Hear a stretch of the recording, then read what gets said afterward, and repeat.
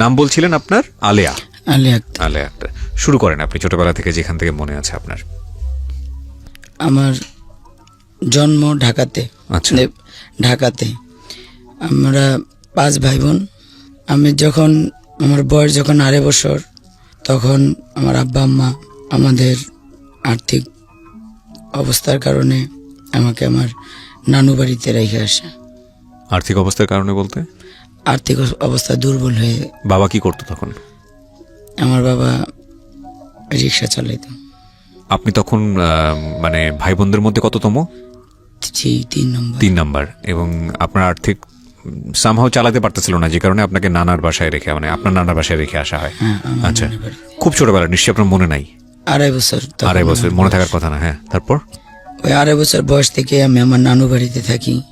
ওখানে আস্তে আস্তে বড় হই। স্কুলে ভর্তি করে আমার নানু বাড়িতে আমাকে অনেক কাজ করতে হয়। গরু পালতে হয়েছে। তারপরে নানা ভাইয়ের সাথে কৃষি কাজ করতে হয়েছে। তারপরে সেগুলা বাজারে নিয়ে বিক্রি করতে হয়েছে। একটু বড় হওয়া যখন ক্লাস 2তে পড়ি, তখন আমার ছোট খালামণির বিয়ে হইল। আচ্ছা। সেই খালামণির বাসায়ও আমাকে অনেক কাজ করতে হইতো। আপনার খালামণির বাসায় পাঠিয়ে দিল আপনাকে? মানে না, খালামণির বাসা নানুর বাসা প্রায় পাশাপাশি ছিল। আচ্ছা। হ্যাঁ, এর মাঝে আবার আমাকে স্কুলেও যেতে হইতো। আচ্ছা। তো আস্তে আস্তে আমি যখন বড় হলাম, ক্লাস 5-এ উঠলাম, আমাকে গ্রামের বাড়িতে বিয়ে দিয়ে দিবে সবাই ধরলো বিয়ে দেওয়ার জন্য। কিন্তু আমি বিয়ে করব না বিদায় আমার কাকা আর দাদি আব্বা গ্রামে গেছে। তারা জানতো না যে আমি গাড়িতে লুকায় উঠে গেছি। ওইটা সিটের নিচে, পিছনে যে 5টা সিট থাকে, ওই 5টা সিটের নিচে আমি শুয়ে পড়ছিলাম। পিছনে যে সিটগুলা থাকে ওটার নিচে গোজা হয়ে শুয়েছিলাম, যাতে আমাকে না দেখে। যখন গাড়ি অনেক দূর আসলো, এক জায়গায় থামাইলো, তখন এসে আমি কাকাকে বললাম যে কাকা আমি বাথরুমে যাব। তখন তারা আমাকে দেখে যে আমি আসছি গাড়ির মধ্যে। তখন বাবা অনেক রাগ করলো যে এখন তুই চলে যাবি, ঢাকা যাবি, আমি এমনি চালাইতে পারি না, সংসার চালাতে পারি না, তো এখন আবার কি করব। তখন আমি বললাম যে আমি ঢাকা গিয়ে মানুষের বাসায় কাজ করব, সমস্যা নেই, কিন্তু এই গ্রামে আমি থাকবো না। আমাকে এত ছোটবেলায় বিয়ে দিবে, আমি বিয়ে করব না। আর এখানেও আমার অনেক কষ্ট, আমার গরু পালতে হয়, এই সংসার দেখতে হয়, এখানে আমার অনেক কাজ করতে হয়, ও বাড়িতে কাজ করতে হয়। তো আমি আব্বাকে বললাম যে আমি এখানে থাকবোই না, চলে যাব। তারপর আনবেই না। পরে আমার ছোট কাকা বলল যে আচ্ছা আগে ঢাকা যাক, যদি ওখানে ও না থাকতে পারে বা কিছু না হয় তখন আমরা আবার দেখবো নি, পরে লাগলে নিয়ে আসবো। এখন তো গাড়ি অনেক দূর চলে আসছে, তো ঢাকা চলে যাই। আচ্ছা। তো ঢাকা চলে আসলাম। আসার পরে আম্মা রাগ করলো যে চলে আসছ, আমার আব্বা আম্মার ওইখানে তো কেউ নাই, ওদেরকে দেখবে, আমার বোনটারও বিয়ে হয়ে গেছে, তো তুই চলে আসলি। আমি বললাম যে আমি ওইখানে থাকবো না, ওইখানে থাকলে খালি বিয়ের কথা বলে। তো এভাবে চলতেছে। পরে আমি ওই যে চাদরে ফুল উঠে না, জি, চাদরে ফুল উঠাতাম কখনো, ওই ঢাকাতে বসেই? হ্যাঁ, ঢাকাতে। আচ্ছা। চাদরে ফুল উঠিতাম। এগুলো কি আপনি শিখেছিলেন কারো কাছ থেকে, নাকি একা একাই যা পারতেন তাই করতেন? না, আমি গ্রামে ছোটবেলা থেকে হাতের কাজ পারতাম। আচ্ছা। তো ওখান থেকে ওনারা যাদের চাদর বা এই পাঞ্জাবি, তারা একবার একটু দেখাই দিছে যে এটা এইভাবে করতে হবে, এটা এখানে এই সুতা বসবে, এখানে এটা করতে হবে। তো ওভাবেই করে দিতাম। আচ্ছা। ওটা আমাকে একবার দেখাই দিলে আমি পারতাম যে এটা এভাবে করতে হবে। তো আমাদের বাসায় কারেন্ট থাকতো না, ছিল না। কুপি হারিকেনের আগুন দিয়ে রাত্রে 12টা 1টা পর্যন্ত অনেক কাজ করতাম। মাসে তখন ভালো টাকার কাজ করতাম, 3000 4000 টাকার কাজ করতাম এই হাতের কাজ। তারপরে একজন বলল যে আড়ঙের কাজ আছে, অনেক দাম পাওয়া যায়, 1 সুতার কাজ, যদি তুই করতে পারিস তাহলে আমি আড়ং থেকে কাজ এনে দিব। আমি বললাম যদি স্যাম্পল দেখাইতে পারেন আমি করে দিতে পারবো। তো ওখান থেকে এক একটা চাদর করতাম, চাদর নিতাম, 7000 5000 টাকা মজুরি দিত। 2টা বালিশের কভার, একটা চাদর, এটা হলো 1 সুতার ভরাট গোলাপ করতে হইতো। এক চাদরের কোনায় 5টা করে আর মাঝে 10টা, আর বালিশে করতে হইতো কোনোটা 4টা, কোনোটা 3টা, কোনোটা 5টা, ছোট ছোট করে।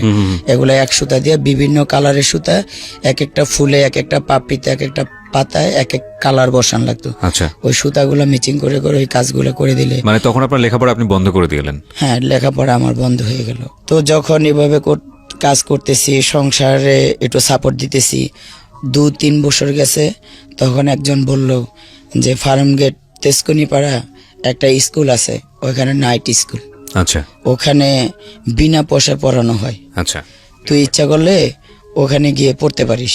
তখন আমি বললাম যে আমি তো অত দূর চিনি না, বা ওই স্কুলে কিভাবে গিয়ে ভর্তি হইতে হয় আমি জানি না, আমাকে যদি নিয়ে যাস। কয়, ও বললো যে আমি তো ওখানে পড়ি, আমার সাথে যাস, গেলেই ভর্তি করে নিবে। আম্মাকে বললাম, আম্মা কিছুটা রাজি হলো, আব্বা মোটেই রাজি হলো না, যে না। আর আব্বা, আমি ওখান থেকে আসার পর আব্বা আমার সাথে ভালো করে কথা বলতো না। আচ্ছা, তো কথা বলতো না, আমি তাকে বিছনা করে দিলে সে ঘুমাতো, সে যখন যা দিতাম শুধু ভাত বেড়ে দিলে আব্বা খাইতো না, আমার সাথে কথা বলতো না। তো এটা নিয়ে আমার মনে অনেক কষ্ট, অনেক। আমার ছোট বোনটাকে যখন আব্বা আদর করতো, টাকা দিত কোলে নিয়ে, তখন আমার কষ্ট লাগতো, আমি কান্না করতাম চুপে চুপে। আব্বা আমাকে কোনো হেল্প করতো না। তো মাকে বললাম, মা বললো যে নাইট স্কুল, রাত্রে আবার অত দূর থেকে, মেয়ে মানুষ, তুই কিভাবে আসবি?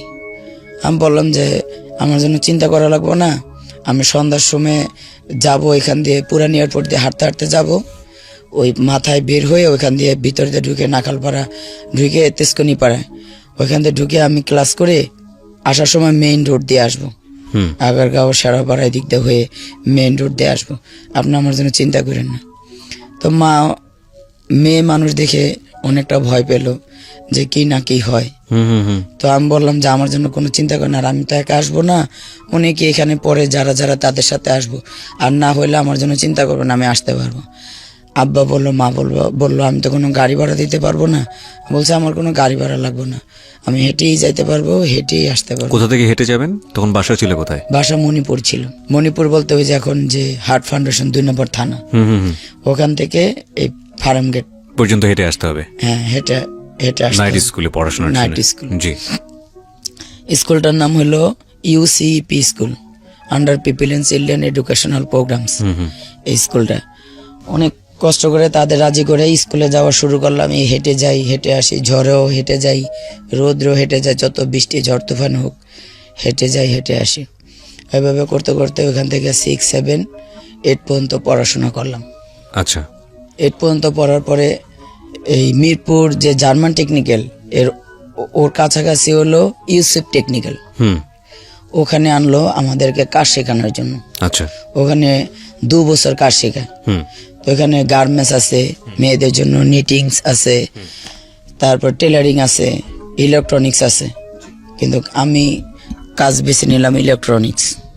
ওখানে 2 বছর কাজ শিখলাম। কাজ শেখার পর আমাদের চাকরি হলো 2093 সালের 1993 সালের আগস্টের 1 তারিখে আমরা সিঙ্গার আচ্ছা জয়েন করছি। আচ্ছা।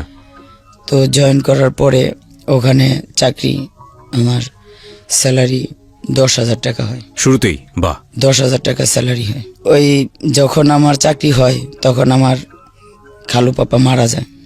খালু পাপা মানে? মানে আমার খালার হাজবেন্ড আর কি। আচ্ছা। তো উনি মারা যায়। তো ওনার 6টা ছেলে মেয়ে রেখে গেছে। একটা ছেলে কিছুদিন পরে পানিতে মারা গেছে পরে, আর 5টা ছেলে মেয়ে। ওনার সংসারের হালও আমাকেই ধরতে হয়েছে। মানে আপনি নিজের সংসারের হাল ধরার পাশাপাশি আপনার ওই খালুর সংসারের হালও আপনি ধরেছেন? হ্যাঁ, খালু, কারণ খালাম্মাকে সাপোর্ট দেওয়ার মতন কেউই ছিল না। আমার নানারও তো ওরকম কোনো ইনকাম ছিল না, ওনার সাংসারিক যা আসতো তা দিয়ে তাদের চলতো। আমার মামাটা একটু বান্ডালি ছিল, তাদের দেখতো না। ও ঘরে একটা ভাই মারা যাওয়ার পরে খালাম্মার আরও 5টা ছেলে মেয়ে, তাদেরকেও কাউকে মাদ্রাসায়, কাউকে নোয়াখালী কোলান্দি হাই স্কুলে ভর্তি করে দিলাম। তাদেরকে পড়াশোনা করাই, বাবা মাকে চালাই, এদিকে নানা নানুকে কিছু মাসে মাসে হেল্প করি। কারণ 93 সালে 10,000 টাকা মোটামুটি অনেক। আমি ঠিক চাকরি শুধু করতাম না, এর পাশাপাশি বাসায় এসে তারপরে অফিসে লাঞ্চ আওয়ারে, তারপরে অফিসে যাওয়ার আগে, বন্ধের দিন আমার হাতের কাজ চলতোই। আমি আড়ঙ্গের কাজ করতাম, বেশিরভাগ পাঞ্জাবি আর চাদর। তার মানে আপনি চাকরি করে ইনকাম করতেন, পাশাপাশি আপনি বুটিকের কাজ করেও ইনকাম করতেন? হ্যাঁ, ইনকাম করতাম, আচ্ছা যাতে সবাইকেই সাপোর্ট করতে পারি। আচ্ছা। এভাবে করতে করতে আমার খালাতো বোনটাকে দাখিল মানে ইন্টারমিডিয়েট, যেটা আরবি লাইনে মানে মাওলানা কি বলে, ওটা পাশ করাইলাম। আপনি করিয়েছেন।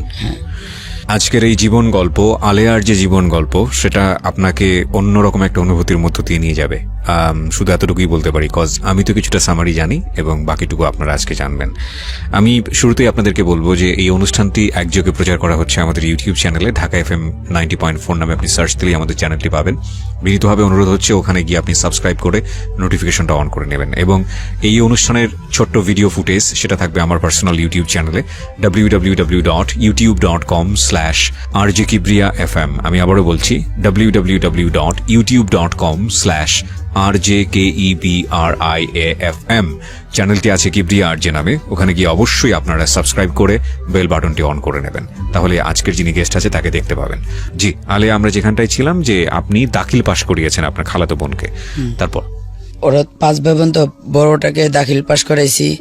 এর পাশাপাশি ওর যে ইমিডিয়েট ছোট ভাইটা, ওর সাথে সাথে সেও মানে আরবি লাইনেই ম্যাট্রিক পরীক্ষা দিয়েছে, কিন্তু পাশ করেনি, এক বিষয়ে ফেল করছে, অঙ্কেতে। আচ্ছা। হ্যাঁ, তো আর বাকি যে 3টা ওরাও পড়ছে। কেউ ছোট যে মেজো ভাইটা আমার খালাতো ভাই, তাকে কোরআনে হাফেজ বানাতে চাইছিলাম, সে 17 পারা পর্যন্ত পড়ে আর পড়েনি। আর ছোটটা ও ক্লাস 8 পর্যন্ত পড়াইছি। তারপরে আরেকটা বোনকেও ম্যাট্রিকে আনছি, ওটাও আর পড়েনি। তো এভাবে করে তাদের এদিকে আমার যে ছোট ভাই বোন, আমার ছোট আরো এক ভাই এক বোন, জি, তাদেরকেও আমার যত সাপোর্ট দেওয়ার দরকার, মানে তাদের যত চাহিদা, কাপড় চোপড়, খাওয়া বা পড়ালেখার সাপোর্ট বা যেখানে যা, ওরা আমার ছোট বোনটা সবসময় আমার কাছে বায়না করতো, আব্বা আম্মার কাছে তেমন বায়না করতো না। আমার ওই জামাটা পছন্দ, আপা আমার ওই খাবারটা পছন্দ। তো এগুলা যার যার চাওয়া সবসময়, যেহেতু ওই সময় আমার ইনকামই বেশি সবার থেকে। তো এর ভিতরে আমার বড় ভাই বিয়ে করে, সেও বেকার। আচ্ছা। তো বিয়ে করার পরে আমার বড় ভাইয়ের কোনো চাকরি নেই।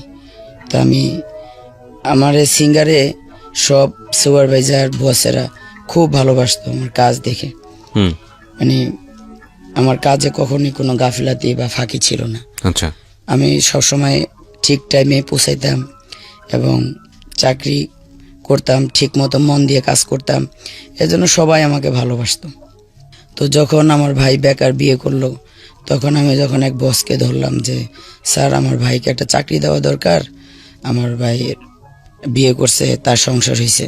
তখন বললো যে ঠিক আছে, দিলখোসা বাণিজ্যিক এলাকায় সিঙ্গার হেড অফিসে পাঠিয়ে দিও, আমি ওর সাথে কথা বলবো। আচ্ছা। তো ভাইয়াকে ওইখানে ঠিকানা দিয়ে পাঠাইলাম। যাওয়ার পর ভাইয়ের চাকরি হলো ড্রাইভিং বিষয়ে। বেতন কত ধরছিল ওইটা আমার মনে নেই, কিন্তু ভাইয়া যাওয়ার পরই স্যার চাকরিটা দিয়ে দিল। ভাইয়াও একটা সাপোর্ট দেওয়া শুরু করলো আমাদের সংসারে। এভাবে করে যখন 96 সন আসলো, তখন আমি আমাদের প্রত্যেক ঈদেই একটা প্রোডাকশন বোনাস ছিল কোম্পানির তরফ থেকে। তো ও বছরও আমি কোম্পানির প্রোডাকশন বোনাস, তারপরে আমার বেতন, তারপরে এমনি ঈদ বোনাস নিয়ে প্রায় 50,000 টাকা পাইছি। 50,000 টাকা পাইছি। যখন ওখান দিয়ে আসতেছিলাম হামায়তপুর বাস স্ট্যান্ডে আসার সময় আমি বড় ধরনের একটা অ্যাক্সিডেন্ট হই। সেই অ্যাক্সিডেন্টে প্রথমে ভেবিতে মারার পরে আমার উপর দিয়ে, কোমরের উপর দিয়ে আমার গাড়ি উঠে যায়। উঠে গেলে আমার কোমরের 4টা হাঁটি ভেঙে যায় এবং আমার হাত কেটে যায়। গ্লাস ব্যাংকের গাড়ি ছিল, তো আমার হাতে 19টা সেলাই পড়ে। আচ্ছা আচ্ছা। তখন এত পরিমাণ ব্লাড হইতেছিল সবাই বলতেছিল যে আমি আর বাঁচবই না। সবাই যখন একদম হলো তখন আমাকে ভেবিতে করে নিয়ে আসলো পঙ্গু হসপিটাল। তো ওখানে যাওয়ার পরে ডাক্তাররা আমাকে দেখলো, দেখার পরে প্রথমে আমার এই হাতটা সেলাই করলো, 19টা সেলাই পড়ছে আমার হাতে।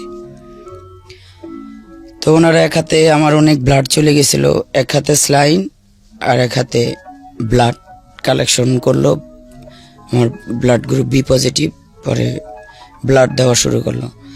তো প্রায় 16-17 ঘন্টা পার হয়ে গেল, কিন্তু আমার ইউরিনের পরিবর্তে শুধু ব্লাডই আসতেছিল। তো ডাক্তাররা বলল যে যদি এভাবে ব্লাডই আসতে থাকে, 24 ঘন্টার ভিতরে যদি ওনার ব্লাড না বন্ধ হয়, শুধু ইউরিন পাস না হয়, শুধু ব্লাড যেতে থাকে, তাহলে ওনাকে আমাদের কোনোভাবেই বাঁচানো সম্ভব না।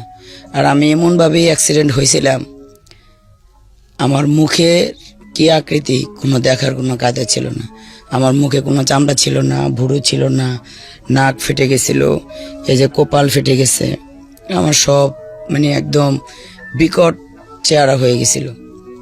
তো ডাক্তাররা সবাই বলতেছে যদি ওনার ব্লাড বন্ধ না করা যায়। তো পরের দিন আমার যে বস ছিল মির্জা মোহাম্মদ মুহিউদ্দিন, আমার ওনারই মানে ফ্রেন্ড ডাক্তার ছিল, উনি আবার পঙ্গু হসপিটালের অনেক বড় ডাক্তার। তা ওনার সাথে আমার সে বসে যে ওনার সাথে বসে আমার জন্য বোর্ড মিটিং বসে আমাকে ট্রিটমেন্ট দেয়। 21 ঘন্টা পরে আমার ব্লাডের পরিবর্তে অল্প অল্প করে ব্লাডের সাথে ইউরিন আসা শুরু করলো। মানে ব্লাডের পরিমাণ কমতেছে, ইউরিন পরিমাণ আস্তে আস্তে বাড়তেছে। কি যেন একটা ইঞ্জেকশন দিছে ওটার পরে। তো এভাবে করতে করতে আমার প্রায় ডাক্তাররা বলল সব টেস্ট মেস্ট করে যে আমি কখনো আর হাঁটতে পারবো না। এভাবেই যদি কখনো আল্লাহ চান তো জোড়া হয়, না হইলে আর না। তো আমার চিকিৎসা কি, আমার তো এখানে তো কোনো কোমরে তো কোনো ব্যান্ডেজ নাই, কোনো কিছু করা যাবে না। আমার চিকিৎসাটা কি, মেডিসিন খেতে হবে আর একদম বিছানায় শুয়ে থাকতে হবে সোজা হয়ে, একদম নড়াচড়া করা যাবে না। যদি এভাবে শুয়ে থাকা যায়, কোনো এক সময় হয়তো বা এটা জয়েন নেওয়া যাইতে পারে। তো এইভাবে করতে করতে প্রায় 2-2.5 বছর হয়ে গেল আমি বিছানায় শুয়ে আছি। মানে আপনি যে ইনকামের মানুষ, যার আয় দিয়ে খালার সংসার, আপনাদের সংসার চলতো, সেই মানুষ এরকম বিছানায় পড়া? হ্যাঁ, বিছানায় পড়া না, আমার স্যালারি আসতো। স্যালারি দিত? হ্যাঁ, আমার মান্থলি স্যালারিটা বাসায় পৌঁছাই দিত। বাহ, খুব ভালো সংবাদ। হ্যাঁ, তারপর? হ্যাঁ, প্রত্যেক মাসেই, কারণ আমি তো কোথাও বেড়াইতে গিয়ে এমন অ্যাক্সিডেন্টটা হয়নি, অফিসের কাজে হয়েছে। অফিসের থেকে ফেরার সময় অফিসের সামনেই আমি অ্যাক্সিডেন্টটা হয়েছি। আচ্ছা, এজন্য অফিস বিয়ার করতে অফিস বেয়ার করছে আমার। অনেক অফিস থেকেও আমাকে কিছু খরচ দিছে আমার ট্রিটমেন্টের, প্লাস যে আমাদের যে কলিগরা ছিল ওরাও প্রতি মাসে মাসে কিছু একটা ওরা উঠাইতো, প্রত্যেকেই কিছু চাঁদা উঠে আমাকে আমার ভাইয়ের হাতে দিয়ে যেত। আচ্ছা, এভাবে করে আমাকে হসপিটালে রাখলো, পঙ্গু হসপিটালে রাখলো প্রায় 3 মাস 3.5 মাস রাখলো। রাখার পরে ওনারা বললো যে এখানে বেড ভাড়া দিয়ে এত কিছু করে কোনো লাভ নেই, আপনারা ওকে বাসায় নিয়ে যান। তো বাসায় অ্যাম্বুলেন্সে করে আমাকে বাসায় নিয়ে আসলো। আপনি কি বিছানায় একদম একেবারেই শোয়া থাকতেন, কোনো প্রকার নড়াচড়া কিচ্ছু করতে পারতেন না? না, আমাকে বেডে কেউ যদি আমাকে পায়খানা প্রস্রাব করাতো তাহলে আমি করতে পারতাম, না হলে করতে পারতাম না। মানে কেউ কারো স্বর্ণাপন্ন না হলে আমি 1 গ্লাস পানি ধরেও খেতে পারতাম না। মাই গুডনেস, 2-2.5 বছর এইভাবে? হ্যাঁ, যখন আমি আমার গ্লাসে যখন প্রথম আমার চেহারা দেখি, তখন আমি খুব জোরে একটা চিৎকার মারি যে আমি আমাকে নিজেই চিনতে পারি না, কারণ আমার মুখে তো কোনো মাংস নেই, ভুরুগুলো কেটে গেছে, নাক ফেটে গেছে, কোনো কিছু চিনতে পারছি না। যখন প্রথম গ্লাসে দেখি, যখন বাড়িতে নিয়ে আসলো, তো আমাকে এইভাবেই আমার যে বড় ভাই বিয়ে করছে তার বউ আমাকে সব সময় সেই আমার বেশি সেবা করছে, আমার মায়ের থেকেও বেশি সে সেবা করছে, কারণ তার রুমেই রাখছে, তার রুমে শোয়াইছে এবং ভাই এক পাশে শুইতো, ভাবি আরেক পাশে শুইতো, আমাকে তার খাটের মাঝখানে শোয়াইছে। আহা, ভাইয়া ভাবি সব সময় মানে খাওয়াই দেওয়া, আমার শরীর মোছায় দেওয়া, আমার পায়খানা প্রস্রাব করা, আমার জামা কাপড় চেঞ্জ করে দেওয়া। জামা কাপড় তো পরাইতো না, আমাকে একটা চাদর দিয়ে আবরণ দিয়ে রাখতো। হুম, তো আমাকে তো এগুলো পরাইতে পারতো না, কিভাবে পরাবে? আমি তো বেটেই শোয়া, পায়খানা প্রস্রাব করান লাগতো, এই জন্য কোনো কাপড় পরাইতো না, চাদর দিয়ে ঢেকে রাখতো। তো এবার 2-2.5 বছর পরে মাঝে মাঝে নিয়ে যেত, অ্যাম্বুলেন্সে করে পঙ্গুতে নিয়ে যেত টেস্ট করানোর জন্য। ডাক্তাররা বলতো যে হ্যাঁ কিছুটা ইমপ্রুভ হচ্ছে, কিছুটা ইমপ্রুভ হচ্ছে। আচ্ছা, হ্যাঁ, আমরা আশাবাদী যে ঠিক হয়ে যাবে, আমরা আশাবাদী যে ঠিক হয়ে যাবে। তো আমি এভাবে করে যখন 2.5 বছর প্রায় হলো, ডাক্তারদের এখানে আসলাম। ডাক্তাররা বললো যে এখন মোটামুটি সুস্থ, হাঁটতে পারবে, কিন্তু কারো কাঁধে ভর দিয়ে, আচ্ছা, কোনো ক্রেস না, ওই যে ক্রেস দেওয়া যাবে না, আচ্ছা, কারো কাঁধে ভর দিয়ে ক্রেস ইউজ করা যাবে না। বুঝতে পেরেছি। হ্যাঁ, দুজনে কাঁধে ধরবে, এই 1 মিনিট, সকালে 1 মিনিট, দুপুরে 1 মিনিট, বিকালে 1 মিনিট, 1 মিনিটের বেশি না, ঘড়ি ধরে 1 মিনিট, ওই ঘরের ভিতরে, বাইরে না, উঁচু নিচু জায়গায় না, সমান জায়গায়। আচ্ছা, এভাবে করে 6 মাস ওকে প্রতিদিন 1 মিনিট 1 মিনিট করে করবে। পরে আল্লাহর রহমতে 6 মাস করার পরে এই পঙ্গুতে আমাকে নিল না, ওখানকারই যে ডাক্তার ছিল ওনার চেম্বারে নিয়ে গেল, ডাক্তার মেহেদি। হুম, ওনার ওইখানে নেওয়ার পর উনি সব চেক টেক করলো, সব টেস্ট করলো, করার পরে বললো যে এখন ভালোই আলহামদুলিল্লাহ, তবে ওনাকে কখনো বিয়ে শাদী দিয়েন না। কখনো বিয়ে শাদী দিয়েন না। না, আচ্ছা, উনি যদি বিয়ে শাদী দেন ওনার সমস্যা হবে। এই সমস্যাটা কি সমস্যা সেটাই বলেছিল? হ্যাঁ, বলছে যে উনি কখনো স্বামী স্ত্রী সঙ্গ করতে পারবে না, মানে স্বাভাবিক যে সম্পর্কটা সেটা হতে পারবে না। হ্যাঁ সেটা করতে পারবে না। তো এটা বলার পর তো আমি কি করব, সবাই নিয়তিকে তো মেনে নেয়, আমিও নিয়তিকে মেনে নিয়ে আস্তে আস্তে একটু সুস্থ হয়ে আবার কাজে জয়েন করি। সিঙ্গারি জয়েন করেন? হ্যাঁ, সিঙ্গারি আবার জয়েন করি। যখন আমার জয়েন করার পরে 6 মাস পর আমাদের এলাকারই একটা ছেলে, ওদের বাড়ি বরিশাল পটুয়াখালীতে, কিন্তু ওর ছোট ভাইয়ের বাসায় বেড়াতে আসছিল আমাদের পাশেই, হুম, ওরা ভাড়া থাকতো। সেখানে আসার পরে ওই লোকটা আমাদের বাসায় বিয়ের কথা বলছে। এখন ছেলেটা ভালো না, ছেলেটা ভালো না, একটু 2 নাম্বারই কাজ করতো, তো যার জন্য আমাদের বাসা থেকে কেউ বিয়ে দিবে না। এর ভিতরে আমার আবার যে বড় ভাই, তার ওয়াইফের আবার গল ব্লাডারের ব্যথা উঠছে, 10 নম্বর জেনারেল হসপিটালে ভর্তি করছে। আমি ওখানে গেছি, ভাবি সরাসরি অফিস থেকেই ভাবিকে দেখতে হসপিটালে আসছি, ভাবির অপারেশন। তো ভাবির অপারেশন হলো রাত্রে, আমি ভাবির কাছেই ছিলাম। সকালে যখন আমি অফিস থেকে যাচ্ছি 10 নম্বর গোলচক্কর যাওয়ার সময়, ওই লোকটা ঢাকা ভার্সিটির যে শামীম আহমেদ, শামীম ছিল না এক সময় খুব নাম করা, ওনাকে নিয়ে আরেকটা লোক নিয়ে, আর ওই লোকটা আমাকে আসছে এসিড আর পিস্তল ঠেকায় আমাকে, আগে এখন তো মিশুক চাল, আগে ভেবি ট্যাক্সি চলতো না, হুম, হুম, সেই ভেবি ট্যাক্সিতে করে আমাকে দুই দিকে দুইজনে ধরে উঠায় নিয়ে গেল একদম নারায়ণগঞ্জ। আপনাকে নিয়ে গেল? হ্যাঁ, নারায়ণগঞ্জ নিয়ে গেল এক মহিলা মাস্তানের বাসা, ওই মহিলাও মাস্তান। ওইখানে নিয়ে যাওয়ার পরে ওরা আমার সাথে অনেক করে জোর করে এক কাজে এনে কাজের মাথায় পিস্তল ঠেকাইয়া, তো আমি তো হাউমাউ করে চিৎকার পেরে কাঁদতেছি, আমি বাড়িতে যাব, বাড়িতে যাব। আপনি বলতেছিলেন ওই সময় যে আপনার এমন কিছু শারীরিক সমস্যা আছে যেখানে সব বলছি, বিশ্বাস করে না? না, বিশ্বাস করেনি। বিশ্বাস করছে, বলছে অ্যাক্সিডেন্ট হয়েছে, ভালো হয়ে গেছে, এটা কোনো সমস্যা না। পরে ও নিয়ে গেল, বলল যে, ও বলতো যে আমি মনে মনে এরকম একটা সুন্দর লম্বা চূড়া এরকম একটা মেয়ে খুঁজছি। আমার তো অবশ্যই এখন আমার গায়ের রং কালো হয়ে গেছে, আমি একদম হলুদ ফর্সা ছিলাম, অনেক সুন্দর ছিলাম। তো ছেলেটার নাম কি ছিল? হ্যাঁ, ছেলেটার নাম কি ছিল? ছেলেটার নাম ছিল রফিকুল ইসলাম সবুজ। সবুজ, আচ্ছা, তারপর?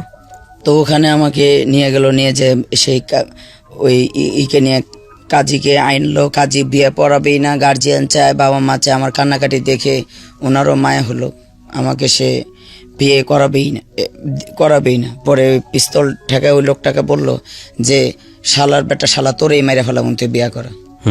পরে তো উনি অনেক করে বিয়ে করাইলো। বিয়ে করানোর পরে ওখানে আমাকে 3 মাস আটকায় রাখলো। আপনারা শুনছেন আলেয়ার জীবন গল্প। আলেয়ার যে জীবন গল্প সেটা শুরু হয়েছে মাত্র, এতটুকুতেই আসলে গেজ করার কোনো সুযোগ নেই যে উনি আসলে কোথায় দাঁড়িয়ে আছে আজকে। আশা করছি শেষ পর্যন্ত আপনারা শুনবেন। আমরা ছোট্ট একটা বিরতির পর আবারও ফিরে আসছি। এই ফাঁকে আপনাদেরকে মনে করিয়ে দিচ্ছি, আলেয়ার একটা ভিডিও ফুটেজ আমি আমার ইউটিউব চ্যানেলে দিয়েছি, আপনারা চাইলে ওখানে এসে ওনাকে দেখতে পারেন। আমার ইউটিউবের ঠিকানা হচ্ছে www.youtube.com/RJ Kibriya FM, RJKEBRIAFM। চ্যানেলটি আছে কিবরিয়া আরজে নামে। ওখানে গিয়ে অবশ্যই আপনি সাবস্ক্রাইব করতে ভুলবেন না, এবং সাবস্ক্রাইব করার পাশাপাশি আপনি যে কাজটি করবেন, বেল যে বাটনটি আছে ওটা অন করে দেবেন। তাহলে আমি যে কন্টেন্টটি ওখানে দিই না কেন, সঙ্গে সঙ্গে আপনি আপনার সেলফোনের মাধ্যমে জানতে পারবেন এবং আপনি সবার আগেই দেখতে পারবেন। হ্যাঁ, আলে আমি যেখানটায় ছিলাম, কথা না বাড়িয়ে আপনার কাছে আমি আবারও ফিরছি। 3 মাস আমাকে ওখানে যখন আটকায় রাখলো, এদিকে আব্বা আম্মা ভাই বোন সবাই আমাকে খোঁজাখুঁজি করে, আমি কোথায় আছি, কিভাবে আছি, সবাই সবভাবে খোঁজে, কোনোভাবেই পায় না। তো ওনারা খুঁজতে খুঁজতে কী করবে, 3 মাস পর যখন আমি বাসায় ওই আমাদের পাশের বাড়িতে যে ওর ছোট ভাই ভাড়া থাকে, ওদের বাড়িতে আমাকে নিয়ে আসলো। নিয়ে আসার পরে আব্বা আম্মা ভাই বোন সবাই জানলো যে আমি ওখানে আছি বা ওখানে আসছি। তো ওনাদের ধারণা, এখনো অবধি ওনাদের ধারণা যে আমি মনে হয় আমার বিয়ে হবে না, ডাক্তাররা বলছে বিয়ে দিতে না। ওনাদের ধারণা আমি ওই লোকটার সাথে চলে গেছি নিজ ইচ্ছায়। আসলে না, আমি যাইনি, আমাকে উঠাই নেওয়া হয়েছে, এটাই সত্য। আদৌ বাবা মাকে বিশ্বাস করাইতে পারি নাই যে আমি যাইনি। যাকে আমি দেখি নাই, কখনো চিনি না, তার সাথে আমি কিভাবে প্রেম করব আর কিভাবেই যাব। তো যাই হোক, ওখানে আসলো। আনার পর আমাদের ওখানে তার সাথে তো আমার ওই 3 মাসে কোনো কথা হয় নাই, বা স্বামী স্ত্রীর যে সম্পর্ক সেটাও হয়নি। তো যখন এর ভাইয়ের বাসায় আসলো, তো সে আমাকে হাত পাও বেঁধে যেভাবে র্যাপ করে, এভাবেই সে আমার সাথে সহবাস করলো। তো সহবাস করার সময় আমার অনেক ব্লিডিং হইতেছিল। তো তখন তার ছোট ভাইয়ের বউকে আর ছোট ভাইকে ডাকলো। পরে আমাকে হসপিটালে নিয়ে গেল। হসপিটালে আমার যে আগে অ্যাক্সিডেন্ট হয়েছে বা ডাক্তার বিয়ে করতে না করছে এগুলো কিছুই বলেনি। বলল যে ফার্স্ট টাইম তো, তাই এই অবস্থা। তো ওনারা মেডিসিন দিল, প্রায় 7-8 দিন পর ভালো হয়ে গেল। তো এখানে উনি আমাকে রাখলো না, আর আমিও আর আমার জবে ফিরে যেতে পারলাম না। উনি আমাকে এখান থেকে নিয়ে গেল সে বরিশাল। তো মানে বাবা মাও তখন আপনাকে কোনো সাপোর্ট দিচ্ছে না? না, বরিশাল নিয়ে গেল। তো বরিশাল নিল, ওখান থেকে ও আমাকে সবসময় চোখে চোখে রাখে। যখনই আমি বলি চলে যাব, তখন ও বলে যে আমার বড় ভাইয়ের একটা মেয়ে হয়েছে স্বর্ণালী। তো বলে যে তোমার ভাইয়ের মেয়েটারকে আমি চুরি করে নিয়ে বিক্রি করে দেব যদি তুমি চলে যাও। হ্যাঁ, আর তোমার যে ভাই সে তো আমাদের এখান দিয়ে, আমাদের আড্ডাখানার এখান দিয়ে যায়, তো ওখান দিয়ে ও ধরে ওর পাও 2টা কেটে দেব। মানে ও কি খুব মাস্তান ছিল? ডাক সাইডে মাস্তান ছিল। আচ্ছা। ও সব রেকর্ডই খারাপ ছিল, কোনো রেকর্ডই ওর ভালো ছিল না। ও নেশা করতো, হিরোইন খাইতো, ছিনতাই করতো, সব ধরনের খারাপইও ছিল। শুধু আপনি সুন্দর দেখতে, এই কারণে সে তার চোখে পড়েছেন, যে কারণে সে এই কাজটা করেছে। জি, এটা বলার কোনো মানে আমি অস্বীকার করছি না যে ভদ্রমহিলা কত সুন্দর ছিলেন ওই সময়টাতে। মাশাআল্লাহ, আল্লাহ প্রত্যেকটা মানুষকে সুন্দর করে তৈরি করেছেন, এ ব্যাপারে কোনো সন্দেহ নেই। আপনি আমার 8 মাস আগের পিক দেখলে এখন চিনবেন না। এবং ভদ্রমহিলা আসলেই অনেক বেশি সুন্দর। তার একটা উদাহরণ আছে, এবং আপনারা যারা যদি ইউটিউবে আসেন তাহলে দেখলে বুঝবেন। আজকে ওনার গল্পের কোনো একটা পর্যায়ে ওনার মেয়ে আজকে এখানে যুক্ত হবে। উনি মাত্র ইন্টারমিডিয়েটে পড়ছে, এবং ওনার মেয়েকে দেখলে কিছুটা টাচ পাওয়া যায়, কারণ ওনার চেহারার আদলে ওনার মেয়ের চেহারা, এবং মাশাআল্লাহ শি ইজ রিয়েলি বিউটিফুল। এবং আপনি চিন্তা করে দেখেন এই রকম সুন্দর একটা মেয়ে যে গার্মেন্টসে কাজ করছে ওই সময়, ওনার মেয়েকে দেখলেও যদি আপনি কিছুটা টাচ মানে আঁচ করতে পারবেন যে ওনার সৌন্দর্যের ব্যাপারটা, সে এরকম একটা মাস্তানের চোখে পড়েছে, এবং তাহলে কি হতে পারে। তো আমি যেটা বলছিলাম যে ভিডিও ফুটেজটা শুধু আমার ইউটিউব চ্যানেলে থাকবে, আপনারা চাইলে ওখানে এসে দেখতে পারেন। ইউটিউবের ঠিকানা হচ্ছে www.youtube.com/rjkbriafm। আমি আবারও বলছি www.youtube.com/rjkbriafm। মানে আমি যেটা বলতে চাচ্ছি, ওনার মেয়েকে দেখলে আপনি আজ করতে পারবেন যে উনি আসলে ওই বয়সে কতটা সুন্দর ছিলেন। জি, তারপরে উনি মেরে ফেলার হুমকি দিচ্ছে। হ্যাঁ, উনি আমাকে বরিশাল নিয়ে গেল। তো সেখানে আমাকে রাখলো। আমি যখনই বলি চলে যাব, তখনই উনি আমাকে এই হুমকি দেয়। ওনার গ্রামের বাড়ি বরিশাল, ওখানে তো আমাকে কেউই চিনে না। আমি ওনার সুবাদে তো গেছি। জি। তো উনি করে কি, ওখানে গিয়ে উনি তো বিভিন্ন নেশাপানি করে, তারপরে জুয়াও খেলে। তো একদিন রাত্রে 2:30 বাজে, উনি আসে না। আমি রুমে একা একা বসে আছি।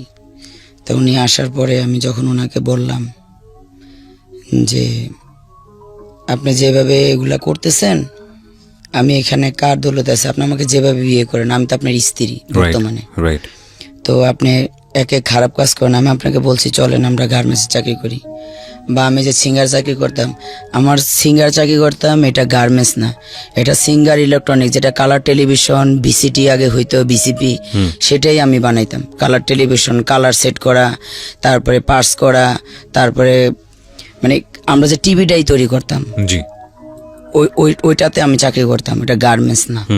হ্যাঁ, তো ওকে বলতাম যে চলো আমরা তোমাকে একটা গার্মেন্টস, আপনাকে একটা গার্মেন্টসে ঢুকিয়ে দিব, আর আমি যাই দেখবো আমার ওই চাকরিটা আছে কিনা, যদি না থাকে তাহলে আমরা দুজনেই গার্মেন্টস চাকরি করব।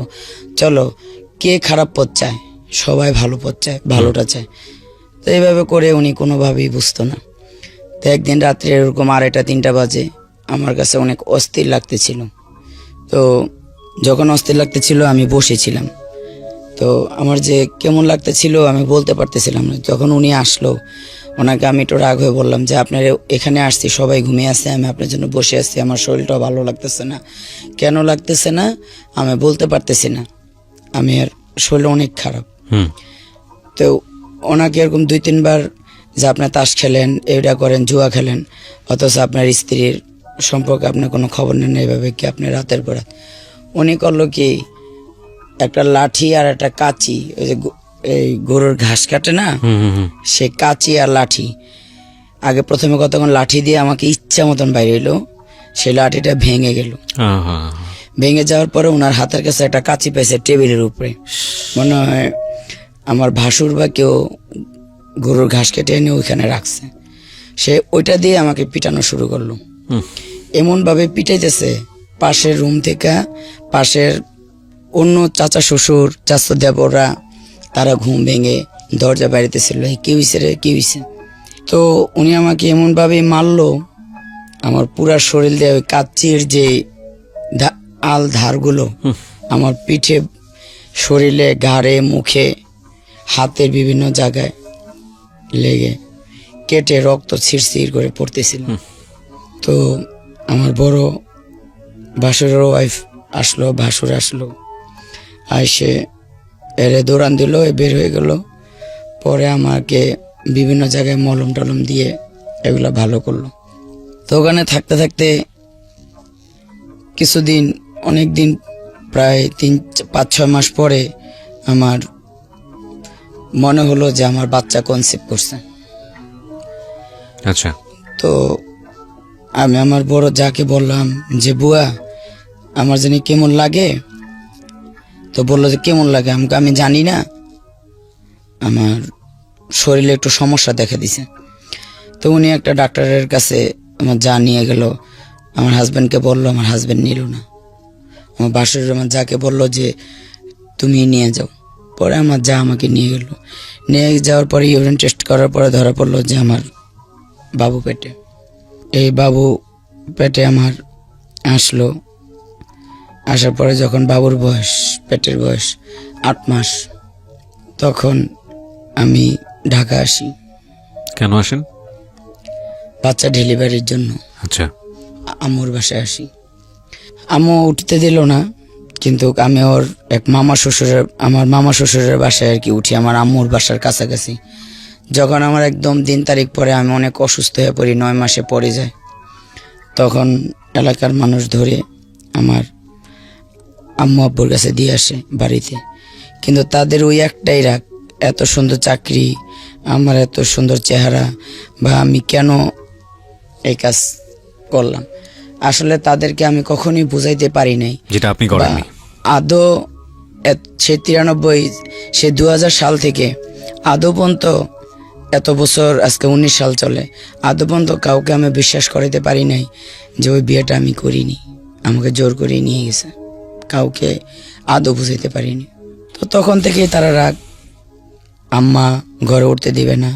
সে অনেক কষ্ট করে আমার বাসায় রইলাম।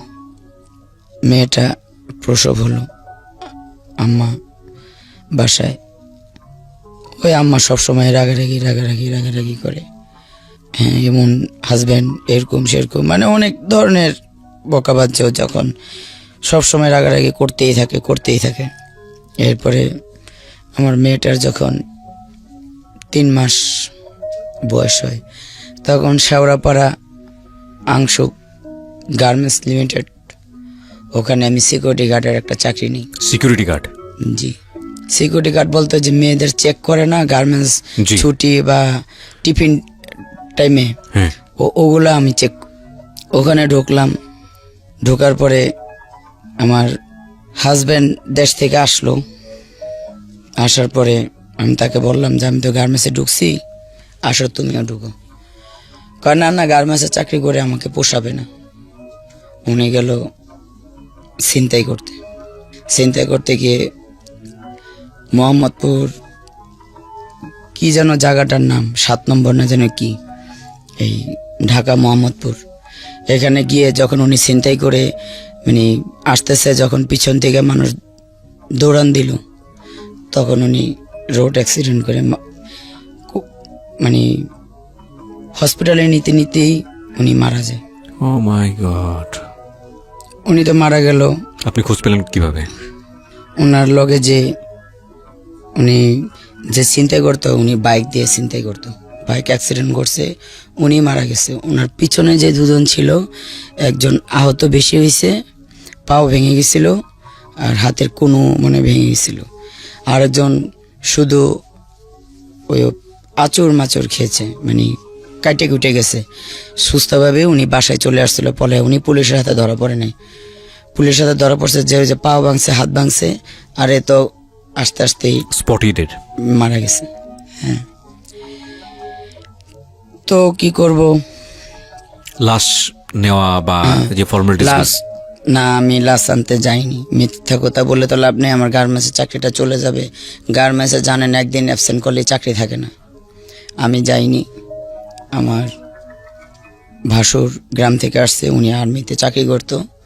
উনি আসছে, ওনারা লাশ নিয়ে যা যা করার এখানে, মানে থানা থেকে ছাড়ানো, যা করা, হসপিটাল থেকে নেওয়া, তারপরে আমার ওই দেবরের বাসায় নিয়ে আসলো। আসার পরে আমি এখান থেকে দেখছি, আমি বরিশাল যাইনি, এখান থেকেই আমি বিদায় নিছি। তো আমার মেয়েকে নিয়ে চাকরি করতেছিলাম। খারাপ লাগতো না? মিস করতেন না? না, আসলে আমি তাকে তেমন করে কখনোই মিস করিনি, সত্যি কথা যেটা। তাকে আমার কখনোই এসব কাজ করতো, নেশা খাইতো, আর সে যে আমার স্বামী ছিল বা আমি তার স্ত্রী ছিলাম, তারও তেরকম কোনো ফিলিং ছিল না, আমারও তেরকম কোনো ফিলিং ছিল না। হয়তো অনেকের মনে আপনারা এই গল্পটা শুনতে মনে প্রশ্ন আসতে পারে যে ফিলিংস যদি না থাকে তাহলে বাচ্চা কিভাবে আসলো। আসলে বাচ্চা আসাটা 2-4 বাচ্চা আসার জন্য ফিলিংস লাগে না, এটা যারা বাচ্চার বাবা হয়েছেন বা যারা সংসার করেন তারা এটা জানেন। এটা নিয়ে আসলে বলে লাভ নেই। হ্যাঁ, বলেন। তো আমি যখন চাকরি করতেছিলাম, তো আম্মা কন্টিনিউয়াসলি ঘরে রাগারাগি করতো, মেয়ে রাখতে পারবে না, মেয়ে পালতে পারবে না। তো একদিন আমি আমার যে জায়গায় চাকরি করতাম, সে জিএম স্যারকে আমি গিয়ে বললাম যে স্যার, আমার তো একটা ছোট বাবু আছে, আর আমার এখানে তো হার্ট কোনো কাজ নেই, যদি আপনি অনুমতি দেন তাহলে আমি আমার বাচ্চাটাকে নিয়ে আসবো। যখন আমি চেক করবো, আমার বাচ্চাটা আমি টেবিলের উপর শোয়া রাখবো বা পাশে বসায় রাখবো, আমি আপনার চেক ভালোভাবেই করবো, এখন যেভাবে করি আমি তখনও সেভাবেই করব। তো উনি বললো যে ঠিক আছে এনে দেখো, যদি কান্নাকাটি না করে। আপনার এই মেয়েটাই কি সেই মেয়ে যে এই আজকে এখানে মেয়েটাই সেই মেয়ে। যে এসছে আপনার সঙ্গে? জি। ও যুক্ত হবে আমাদের অনুষ্ঠানের কোনো একটা পর্যায়ে, এবং ওর একটা ভিডিও ফুটেজ আমি আমার ইউটিউব চ্যানেলে দিয়ে দিয়েছি। ও কি জানে আপনি যে গল্পটা এখন পর্যন্ত যতগুলো গল্প এখানে বলেছেন আপনার অতীত জীবন নিয়ে, ওকে জানে এগুলো? কত পার্সেন্ট জানে? ওর আব্বু এভাবে আসলে মেয়েটাকে কখনো আমি বলিনি, মানে এভাবে রাগ হয়ে কখনো বলছি তোর বাপে খারাপ কাজ করছে, তো ওর হয়তো ওর সাথে রাগারাগি হয়ে যায় এই কারণে বলছেন ওর মেয়ে কত ভালো হবে, এগুলো বলে মারা সাধারণত এগুলো বলে, কিন্তু স্টোরিটা কখনো বলেননি, ঘটনা কি ছিল, কিভাবে বিয়ে শাদী হলো। মানে এরকম করে মেয়েকে বসিয়ে ওর বাবা নাই এগুলা জানে, বা ওর বাবা আর ছেলের বাবা আলাদা এটা জানে, কিন্তু ওর বাবা কিভাবে মারা গেছে, কিভাবে আপনাকে বিয়ে করেছে, কি হয়েছে ঘটনা, এগুলো এত বিস্তারিত জানতো না। সেই জন্যই বোধহয় জীবন গল্প অনন্য। আমি এই পার্ট পর্যন্ত ওনার মেয়েকে আমি এখানে রাখিনি, কারণ আমার কাছে মনে হয়েছে যে ওনার মেয়ে যদি পাশে বসে থাকে হয়তো অনেক কিছু উনি ফিল্টার করবে। ওনার মেয়ে তখনই যুক্ত হবে যখন আসলে প্রয়োজন, এবং ওনার মেয়েকে সহ আমি ছোট একটা ভিডিও ফুটেজ, স্পেশালি ওনার কিছু গল্পের ভিডিও ফুটেজ আমি আমার চ্যানেলে দিয়ে দিয়েছি। প্রিয় শ্রোতা, আপনারা চাইলে ওখানে এসে দেখতে পারেন। আমার চ্যানেলটির ঠিকানা হচ্ছে www.youtube.com/rjkibria.fm। আমি আবারও বলছি www.youtube.com/rjkebria.fm। চ্যানেলটি আছে কিবরিয়া আরজে নামে, প্লিজ ওখানে লাইক দিতে ভুলবেন না। তারপর তো জেমসের কাছে রিকোয়েস্ট করার পরে উনি রাখলো যে ঠিক আছে, বাচ্চা যদি বেশি বিরক্ত করে তখন চাকরি করতে পারবেন না, আর যদি বিরক্ত না করে তাহলে আমাদের কোনো সমস্যা নেই। তো পরের দিন থেকে বাবুকে নিয়ে গেলাম। তো বাবুকে নিয়ে গেলে বাবুটা তো অনেক সুন্দর ছিল, মার্শাল্লাহ দিলে অনেক কিউট ছিল। ও দেখা যেত যখন আমি চেকের টাইম হইতো তখন অন্য সিকিউরিটি বা অন্য ছেলেরা ওকে কোলে নিয়ে বাইরে নিয়ে যেত। তো ওই সময় আমি চেক করতাম, গার্মেন্টসে যারা চাকরি করতো সব ছেলেরাই আমাকে বড় আপু ডাকতো, তো সবাই আমার বাবুটাকে আদর করতো, বাইরে নিয়ে যেত। ছোট ছিল, 3-4 মাস বয়স। তো এভাবে করতে করতে যখন আমার বাবুর বয়স 6 মাস হলো, আমি চাকরি করতেছি। তো একদিন আম্মার সাথে আমার একটু রাগারাগি হলো, ওই সেই একই সমস্যা, এরকম বিয়ে করলাম কেন, এরকম হলো কেন, মানে সে একই সমস্যা। চাকরি করতাম, ভালো ছিল, যা অভাব অনটন থাকলে সংসারে যা হয়। তো এভাবে করতে আম্মুর সাথে রাগ করে আমি বাসা থেকে ভোরবেলা বের হয়ে যেতেছিলাম। আমাদের এলাকার এক হুজুর, উনি নামাজ পড়ে বের হচ্ছে, তখন উনি ওনাকে কাকা ডাকতাম। উনি বলল যে কই যাস মা এত সকালে? আমি বলি কই যাই, এই মরতে যাইতেছি। মানে কি, মানে প্ল্যান ছিল মারা যাবেন এরকম কোনো প্ল্যান ছিল নাকি? পরে ফজর নামাজের সময় তখনও ভালো করে পৃথিবী ফর্সা হয়নি, অন্ধকারই আছে। আমি আমার মেয়েটাকে কোলে নিয়ে যাচ্ছি, তখন গাউসিয়া মসজিদ থেকে ওই হুজুর বের হয়ে বলতেছে কই যাস মা এত সকালে? আমাকে মরতে যাই। কয় তোরও বোকা ফাইজলামি করিস না। আমি ওই না কাকা, সত্যি সত্যি মরতে যাইতেছি। এখন সকালবেলা অনেক জোরে ট্রাক চলে, ট্রাকের নিচে মাথা দিয়ে 2 মাঝি মরে যাব। তো কাকা মাথায় আমার হাত বুলিয়ে বলতেছে বুঝছি ভাবি রাগ করছে না, আমার মার কথা বললো। চিন্তা আপনাদেরকে আগে থেকে? হ্যাঁ চিনি। তো কাকা আমাকে জোর করে তাদের বাসায় নিয়ে গেল। এর ভিতরে কাকা বলতেছে যে আমার কাছে একটা লোক আছে, তোরে বিয়ে দিয়ে দিই, সে বিয়ে করবে, তার ওয়াইফ অসুস্থ প্রায় দীর্ঘ 10 বছর ধরে। আচ্ছা, এই ইমামই বলতেছে আপনাকে এটা? হ্যাঁ। আচ্ছা, তো এখন তুই কি তাকে বিয়ে করবি? বিয়ে তো করতে হবে, এভাবে তার একা থাকতে পারবো না, আর কতদিন এভাবে একা থাকবো, বাচ্চাটাকেও মানুষ করতে হবে। পরে লোকটাকে ফোন করলো, লোকটা বলল যে আমার তো আজকে উনি বিদেশ লোক পাঠাইতো তখন, আমি তো অনেকগুলো লোক বিদেশ যাবে, আজকে আমার ফ্লাইট আছে, আমার আস্তে আস্তে আসর হবে। উনি ওনার নিজের প্রাইভেট কার চালাই আসলো। তো আসার পরে উনি আমাকে দেখলো, আমাকে দেখে ওনার পছন্দ হইলো।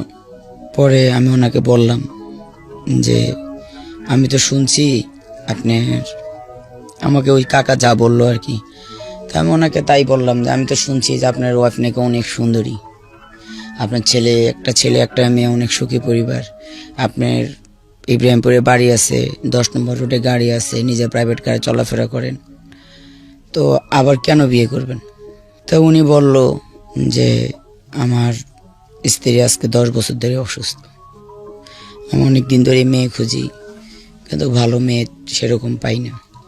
তো আমি বললাম যে আপনার স্ত্রী যে অসুস্থ সেটা কি, সেটা প্রমাণ কি? তো উনি বলল যে আমার স্ত্রী যে অসুস্থ একটা কাগজ বের করে দিল, ওনার স্ত্রীর সিগনেচার একটা সাদা কাগজের উপরে ওনার স্ত্রী ওনাকে বিয়ে করার জন্য অনুমতি দিছে, এরকম একটা কাগজ আছে। যদি উনি আমাদের সংসারে চলার পরে যদি কোনো সমস্যা হয়, মানে বিভিন্ন কিছু লিখে উনি ওই কাগজটা আমাকে শো করলো। তা উনি আমাকে বলল যে আমাকে সে প্রশ্ন করলো যে তোমার কি দাবি? আমি বললাম আমার এমন কোনো চাহিদা নাই, আপনি যেখানেই রাখেন আমাকে 4টা ডাল ভাত দিলে চলবে, আর আমার এই মেয়েটাকে তার পড়ালেখা, তার বিবাহ, যেখানে যা করার সেটা আপনাকেই করতে হবে। বললো যে এটা কোনো সমস্যা না, এটা আমি মেনে নিছি। আমাকে আপনি যদি এটা মেনে নেন তাইলে আমি আপনাকে বিয়ে করব। আপনি না, যে কেউ আমার এই মেয়েটাকে মেনে নেবে আমি তাকেই বিয়ে করব। এদিকে আমার ভাই, আমি জানতাম না আমার ভাই আমার জন্য একটা বিয়ে ঠিক হয়ে গেছে কোন নেবির সাথে। তো ভাই আবার ঝালকাঠি গেছে তার ওয়াইফকে নিয়ে, আমার ভাইয়ের শ্বশুর বাড়ি ঝালকাঠি। তো ভাই আবার এটা কাউকেই বলে যায়নি যে আমার বিয়ে ঠিক করে গেছে, এসে বিয়ে দিবে বা কিছু, তো এটা জানতাম না। তো ভাই আমার এখানে উনি যখন মাগরিবের পরে আবার আসলো, তো উনি আবার বলল যে আমি মেয়েটাকে আরেকবার দেখব, আমার কথা বলল। তো আমি গেলাম, যাওয়ার সময় আমার বোনটাকে নিয়ে গেলাম, যে বোনটা আজকে আসলাম, আমরা তো 2টাই বোন, এই বোনটাকে নিয়ে গেলাম। তো উনি মার্কেট করে নিয়ে আসলো শুক্রবার দিন, জুম্মার নামাজের পর ওনার সাথে আমার বিয়ে হলো। আচ্ছা, ওনার ফ্যামিলির দিক থেকে কেউ ছিলেন নাকি না, শুধু কেউই উনি? ছিল না, শুধু উনি? আমার ফ্যামিলির দিক থেকে কেউ ছিল না, খালি ছোট বোনটা ছিল। আচ্ছা মা বাবা বা ভাই বোন কেউই ছিল না, শুধু ছোট আমার বোনটাই ছিল, আচ্ছা। আর কেউই ছিল না। তো বিয়ে হলো। উনি বিয়ের দিন একটা কথাই বলছে যে আমি যেখানে রাখবো সেখানেই তুমি থাকবে, আমার ফ্যামিলির সাথে বা আমার ছেলে মেয়ে বা আমার আত্মীয় স্বজনের সাথে আমায় কখন তোমাকে মিলিয়ে দিব সেটা আমার ব্যাপার। ও, তুমি কাউকে আমি না বলা পর্যন্ত আমার কোনো আত্মীয় স্বজন বা কারোর সাথে তুমি যোগাযোগ করার চেষ্টা করবে না বা দেখার চেষ্টা করবে না, কারণ আমার একটা ছেলে আর একটা মেয়ে, তারা পড়াশোনা করতেছে, তাদেরকে আমি সৌদি আরব নিয়ে গেছি, তাদেরকে ওখানে পড়াশোনা করাইছি, ওখান থেকে হজ করাইছি, এখানে নিয়ে আসছি, সব মিলিয়ে জিলে ওরা আমার অনেক স্বপ্ন, অনেক আশা, ওদেরকে আমি অনেক বড় করব। মানে আপনাকে যে বিয়ে করেছে সেটা উনি আগের ফ্যামিলিতে জানায়নি, পুরো বিষয়টা গোপন রেখেছে, এবং এটা আপনি মেনেও নিয়েছেন। হ্যাঁ, কিন্তু গোপন রাখছে বলতে উনি বলছে আমার স্ত্রীর অনুমতি দিছে, ওই যে একটা অনুমতি পেপার আমাকে না, সেটা আপনি লিগেলি হয়তো আপনি মনে করছেন ঠিক আছে, এটা বৈধভাবে ঠিক আছে, কিন্তু ওনার ফ্যামিলির সাথে ডিসকাস করা, ওনার ফ্যামিলির সাথে এগুলো উনি উনি বলছে কিছু এখন করে কাউকে জানানো যাবে না, সময় অনুসারে আমি জানাবো, হ্যাঁ, আমি যখন জানাবো। প্রয়োজন হবে। এখন জানাইলে আমার ছেলে মেয়েগুলার পড়ার ব্যাঘাত ঘটবে, তাদের মন মানসিকতা নষ্ট হবে, আর এটা আমরা স্বামী স্ত্রী মিলেই এটা ডিসিশন নিছি।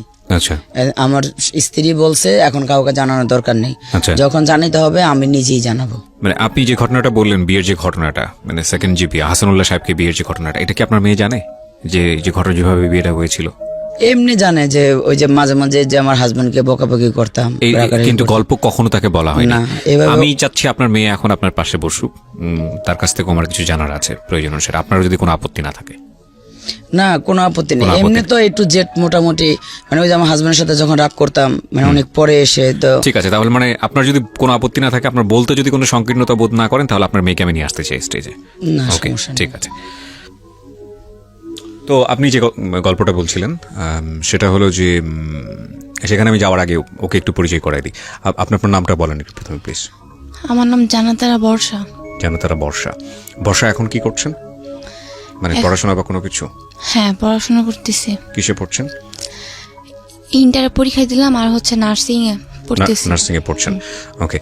আপনার মার যে জীবন গল্প এখন পর্যন্ত যতটুকু গেছে, ততটুকু আপনি অনেক কিছুই জানেন না আপনার মার কথা অনুযায়ী। এখন থেকে ততটুকু আপনি অনেক কিছুই জানেন না যেটা আপনি জানবেন, এবং আপনাকে আমার কিছু কিছু বিষয়ে জিজ্ঞাসা করার আছে বা প্রয়োজনে আপনার সাপোর্টও লাগবে। সো আপনার এতে কোনো আপত্তি নাই তো? না। ওকে, ফাইন, ঠিক আছে।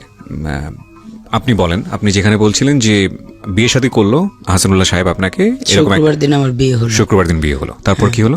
শুক্রবারে জুমার নামাজ পড়ে আমার বিয়ে হলো।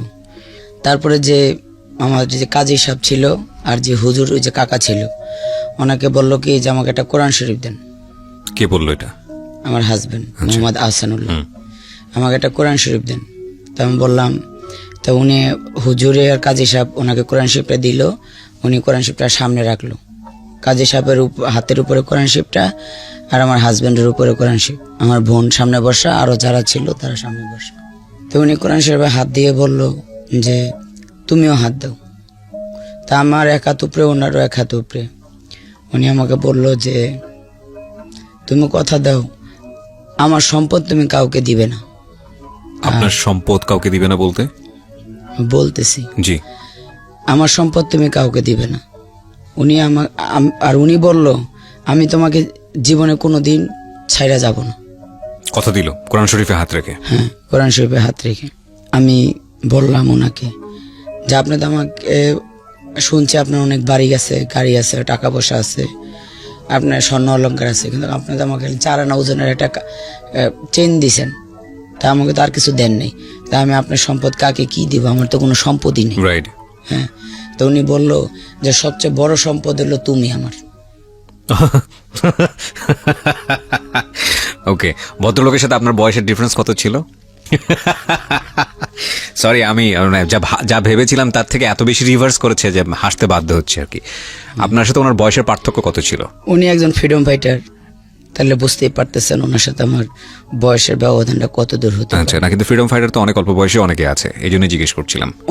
ওনার এখন 65 রানিং, আমার 42। তার মানে 20-এর অধিক গ্যাপ।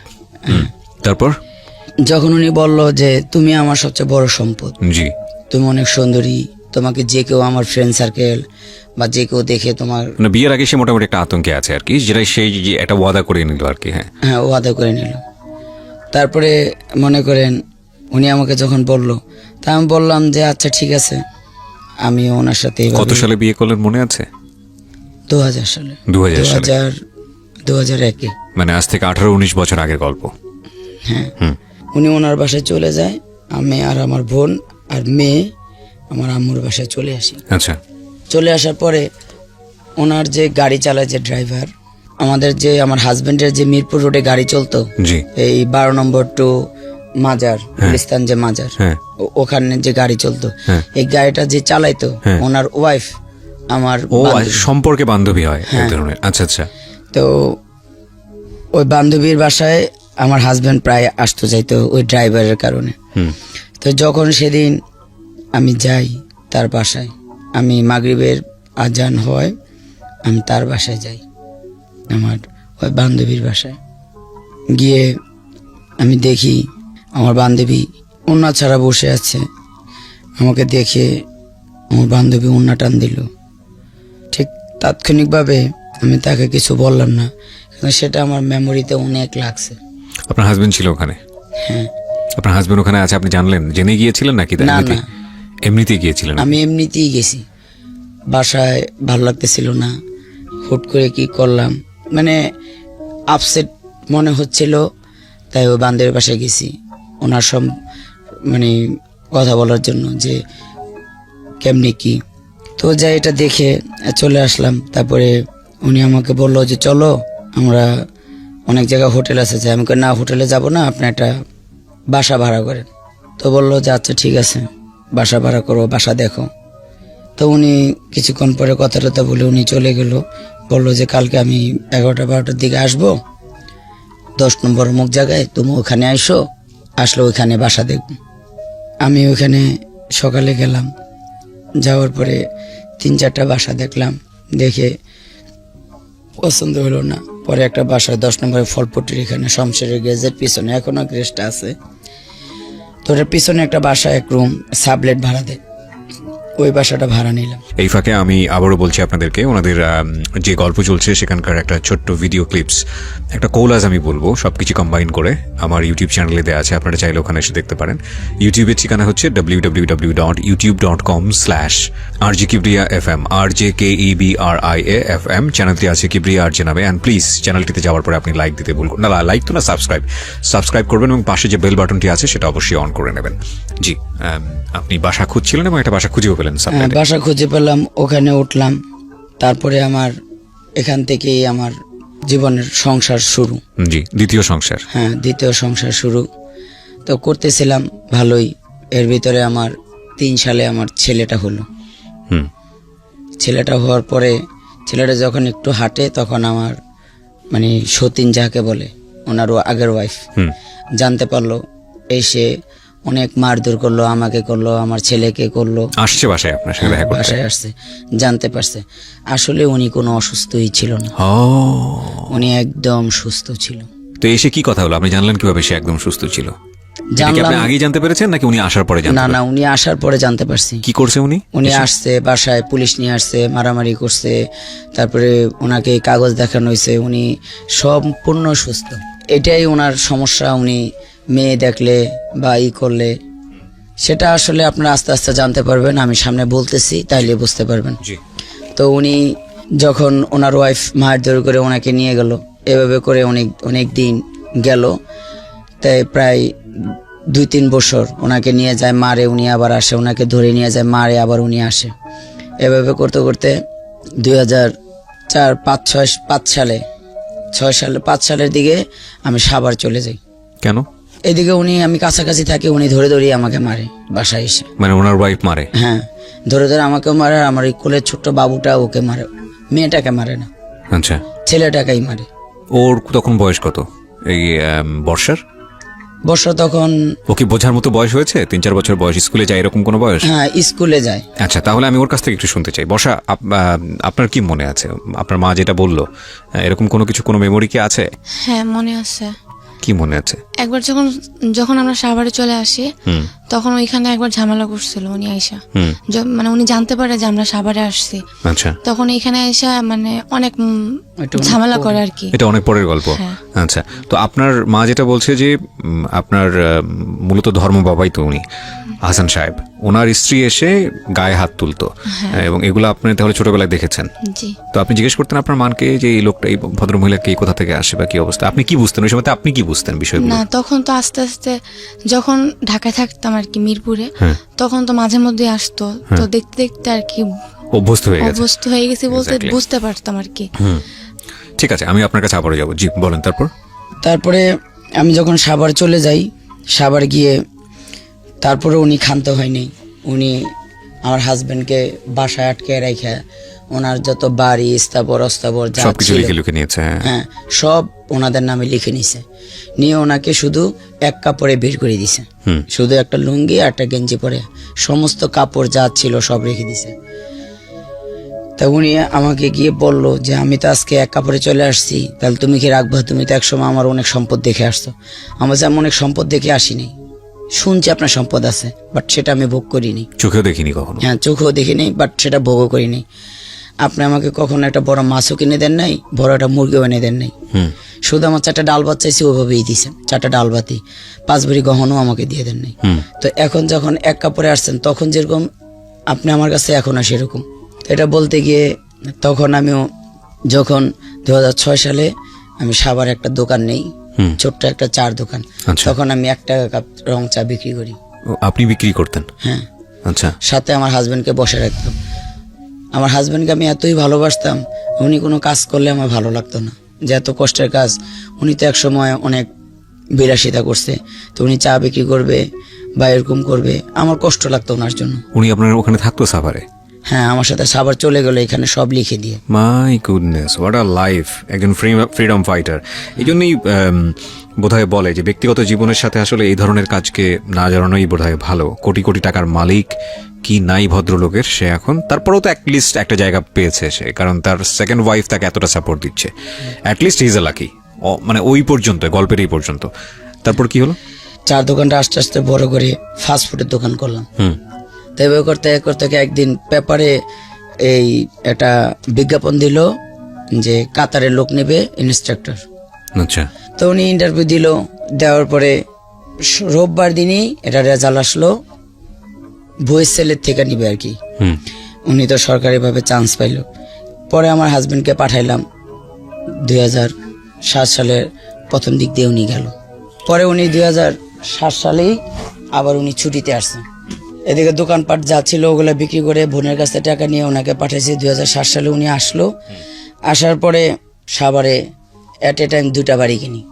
অ্যাট এ টাইম 2টো বাড়ি কিনেন? হ্যাঁ, আচ্ছা। অ্যাট এ টাইম 2টা বাড়ি কিনে একটা। কত সালে কিনেন? 2007 গেল, কত সালে কিনলেন বাড়ি? 2007।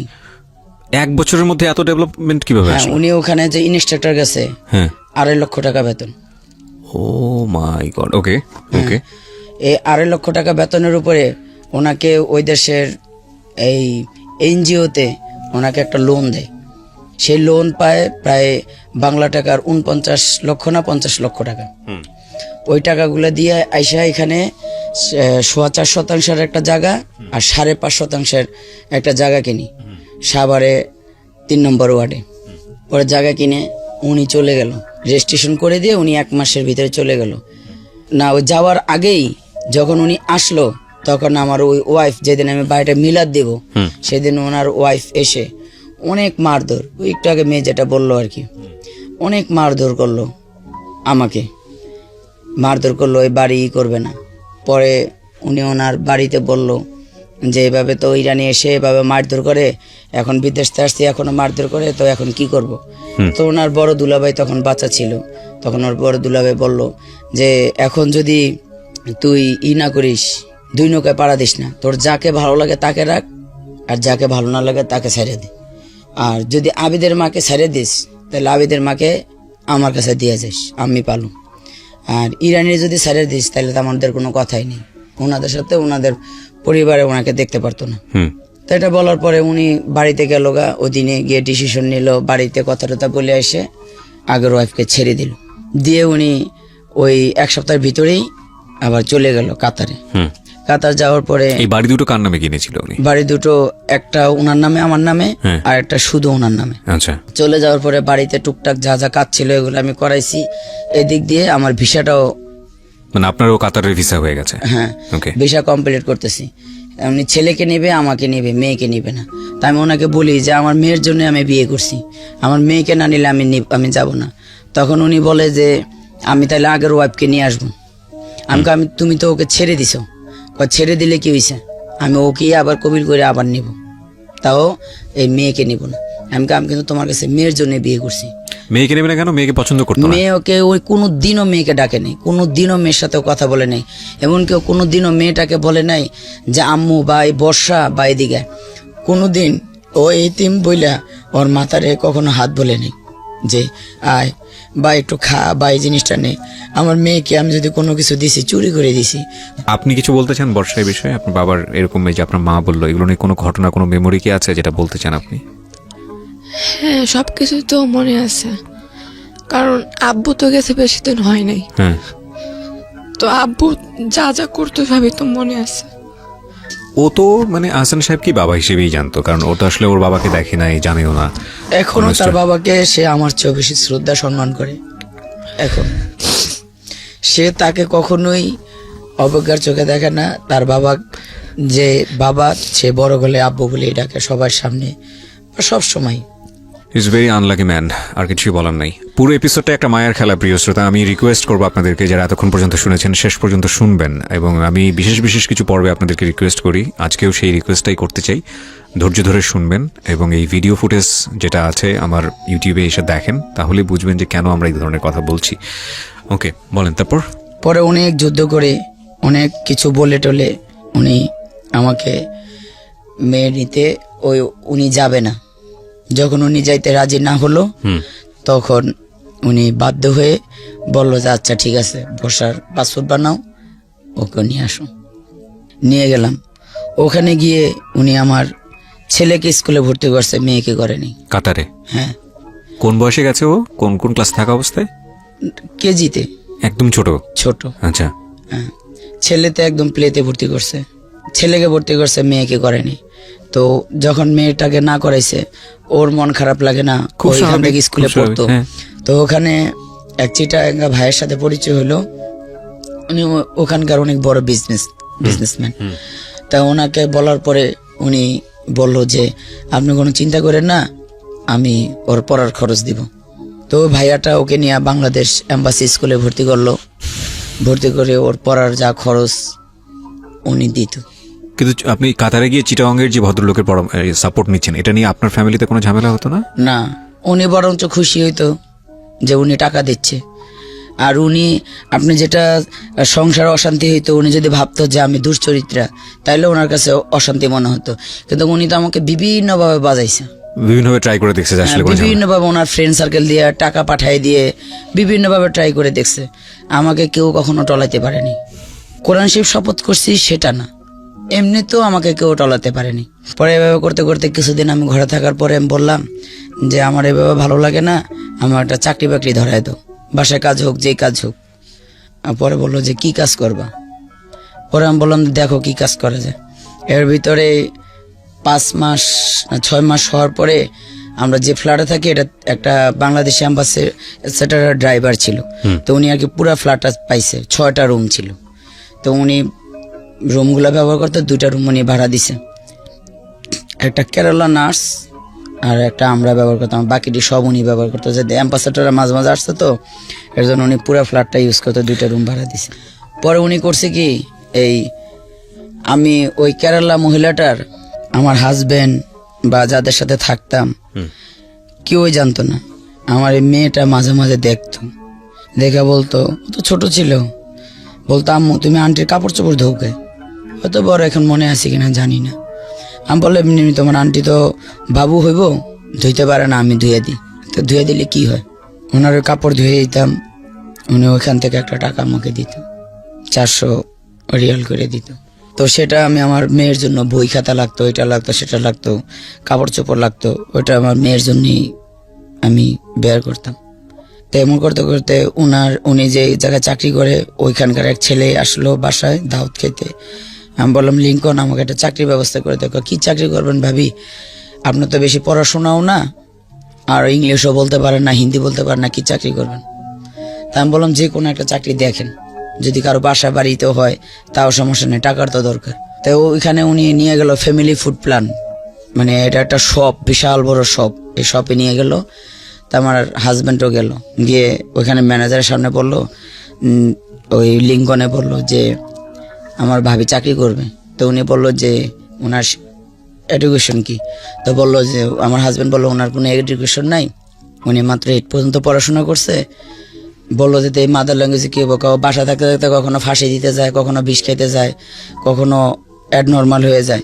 তো ওরা এখানে রাখ, যদি ও চাকরি না করতে পারে তখন ওরা বুঝাতে পারবেন তোরা কোনো জায়গায় নেয় না, আমি কি করুন। তো এই কথা বলার পরে উনি বলল, ম্যানেজার বলল যে ঠিক আছে 15 দিন তুই এখানে ট্রেনিং করবি, যদি তুই এখানে চাকরি করতে পারিস তাহলে তোরে আমি ভালো একটা বেতন ধরে দিব, আর যদি না করতে পারিস তাহলে তো বাদ। তাই ঠিক 1 সপ্তাহ আমি দেখার পরে ওই দিন আমরা 9 জন চাকরি করতাম কাউন্টারে। 9 জনের ভিতরে ওই দিন 5 জনই আসেনি, আমরা 4 জন আসছিলাম। তখন ম্যানেজার স্যার এসে বললো যে এই উনি হিন্দিতেই আমাকে বলল, তো হিন্দি পুরাটাই বুঝতাম। তো ওকে আমি ভাঙ্গা ভাঙ্গা কিছু ইংলিশ কিছু হিন্দি দিয়ে বুঝাইছি যে হ্যাঁ okay I am now ready. তো ওকে বলার পরে ও বললো যে দেখিস সেখানে টাকা পয়সার হিসাব, কাউন্টার তো লক্ষ লক্ষ টাকার হিসাব প্রতিদিন। আমি বলছি নো প্রবলেম। তো বলছে দেখিস। তো ম্যানেজার আমার পাশে দাঁড়ানো আর একটা বাঙালি পাশে দাঁড়ানো, উনি আবার ওই ম্যানেজার ড্রাইভার ছিল। তো ঠিক আমি সারাদিন, ওই দিন ফ্রাইডে ছিল, সারাদিন এত কাজ করছি, উনি এতটাই হ্যাপি হয়েছে, উনি আমার যা বেতন ধরার কথা ছিল তার চেয়েও আরো 500 রিয়াল বেশি ধরছে। তো আমার চাকরি হয়ে গেল, আমি করতেছি। পরে এক সময় আমাদের 2007 সাল 8 সাল 9 সালে আমরা ওনার চাকরির মেয়াদ শেষ, আমরা বাংলাদেশে চলে আসি। তো আপনি তো থাকতে পারতেন ওখানে, কারণ আপনার না, আমি তো আমার হাজবেন্ডের বিষয়ে গেছি, এর জন্য আমার আসতে বাধ্যতামূলক আসতেই হবে। বাধ্যতামূলক আসতে হয়েছে, থাকতে পারিনি। তো চলে আসছি। আসার পরে এখানে এসে আমরা আরেকটা জায়গা কিনছি 7.5%। আচ্ছা। তো ভালোই চলতেছিল। ওনার একটাই স্বভাব, উনি মেয়ে দেখলে, ওই বয়সে গিয়েও এই স্বভাব? হ্যাঁ, সে মেয়ে দেখলে লুটে পড়ে।